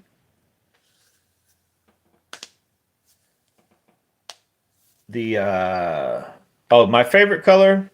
It got a weird name, and in other baits, even in Mega Bass, they change it. Something Wagasaki. They do make what I think is a similar color in the that hot bait that's out now that I can't get the knockoffs to work right for me anyway. The Karashi. Wakasaki it's a weird Japanese name. It's not got a color in the name. It's the like a place maybe of where that color became popular or something. But if I find the true color of the Pop Max, I will let you guys know what it is in another video. But it's a weird name. I can't pronounce it, and it's like, I want to say it's 2 words, and it's not necessarily transfers to every bait, because I believe the Pop Max and that Pop X are called something different in the, oh shoot, some of the other Mega Bass baits that I've seen in that color that looks very close to it are actually called a different name, and there might be a slight color variance. If you guys know what I'm talking about with Mega Bass, they may have, everything may look the same, but it may have a different glitter in it or a different pearl, you know, or something, and so the name will change. And then some of those are just like the names of, I guess, people, places, or things. I don't know, but it's got a Japanese name attached to it. And some of those have slight variances, and they got a GPSP or different stuff in front or behind them. But that's what my favorite color is. It's a weird name that's hard to pronounce. You can't miss it once you scroll through, and if you're looking at somebody that's selling baits, like that color is like the only color that has that look to it. But it will have a different name attached to it on different Mega Bass baits. And it's, in my opinion, looks like the same exact color. All right, guys, I got to go. Nope. I'm telling you, Brew Tank, $20. It's a Whopper. It's a Whopper. It's a Pop Max, but you don't lose that many Pop Maxes. I've only ever bought 2 of that color, and I still have one. That was, what, 10, 15, I don't know how many years ago. I did lose one, and I went to look for it. You know, one of them deals, you lose it in like 2 foot of water, and you go over there, and you're like, I just, you know, you like pull. So here's how I lose half my baits. I'm pulling on a branch, and I know, or like something just under the surface, and I know, you know, all I gotta do is give a little extra tug, right, and it'll come. And that's when I should have checked my line beforehand, right? And I like, boop, and it just snaps off way easier than you thought it would have, basically. You're like, oh, I'll go get it. You go over there, and it's just gone. Like, where did it go? Like, it was right here. And Charles had that happen with him yesterday. He lost the Chapo in the black one. So I broke it off on this wood brush pile, and we were fishing from the bank. He's like, I'll go get it with the boat. Okay, so we didn't even think about it. We forgot about it, went fishing for like 6 hours, and he's like, oh, I said, he goes, you want to go fish that wood again? I said, yeah, don't you need to get your whopper, or I called it a whopper plopper off there. And he goes, yeah, that was that whatever thing, the one you had before. I go, are you talking about a Chapo? And he goes, yeah. And I said, okay. So we went over there. He goes, it's gone. I was like, well, I don't know what happened to it. So we go back to the bank. He goes out to fish a spinnerbait. He's like, I'm going to go throw a spinnerbait over there by that brush pile again. I was like, okay. And then I hear him holler, I found it. So it had already popped loose, and the wind washed it up on the bank right where he went to throw the spinnerbait. So he got that bait back. So sometimes you do get that lucky. I've went back and caught the place I went fishing before with, if you guys remember, the Jabberjaws. I was fishing a jabberjaw, lost it, went back the next day, and it was still there. What's strange, it had to have just come unhooked because it was still there floating in the water. Either it got blown in the shore and then blown back out, like right around the time I showed back up. But I've had that happen before. And what I've had happen with my Whopper, with my Pop Maxes before, and especially the little Pop X, I caught a fish, broke off, and he literally jumped. I've got that one is on a Bass and Bonsai video. He jumped and spit it back out, and I went over and got it. I'm like, oh, I'm like, wait, there he is. I was like, oh, thanks, gave it back to me. So those topwater baits, any hard bait that does float, I don't mind if it's a one that I know catches fish. Unfortunately, these don't actually float. But a jerkbait is also another one that is. I'm not saying it's impossible to lose, but you're not throwing that around brush. It's not a square bill. You're not throwing it down. It's not a rattle trap that has no. The rattle traps kind of get down, and I've lost more rattle traps probably than anything. So I don't mind spending a little money when they're a good mega bass that does catch fish. So like these for 20, the Pop Maxes, like if these wear out the few I have, I'm not gonna buy a bunch. I'm not gonna like get every color and get on the thing where I want to collect the different colors of them kind of thing. But a few that work, I don't have a problem with that. If this one, if I lose it, it hasn't kicked on enough to where I'm like, oh, I got to replace that one. But that other ones you've seen me fish, if I lose one of them, I will go buy another one. But I don't plan on losing those. I just plan on changing hooks out in them. If I do lose one, I would replace those two colors. So far, not this one. It has caught me fish, but it hasn't gone on a tear, that matte shad color. That Wagasaki Wachikaki, I don't think you can get it anymore. You'd have to find one of those used. I don't think they make that in the Pop Max. I think you can get the close one, which I need to just jump on Tackle Warehouse and buy it, and then try to figure out how to fish that thing.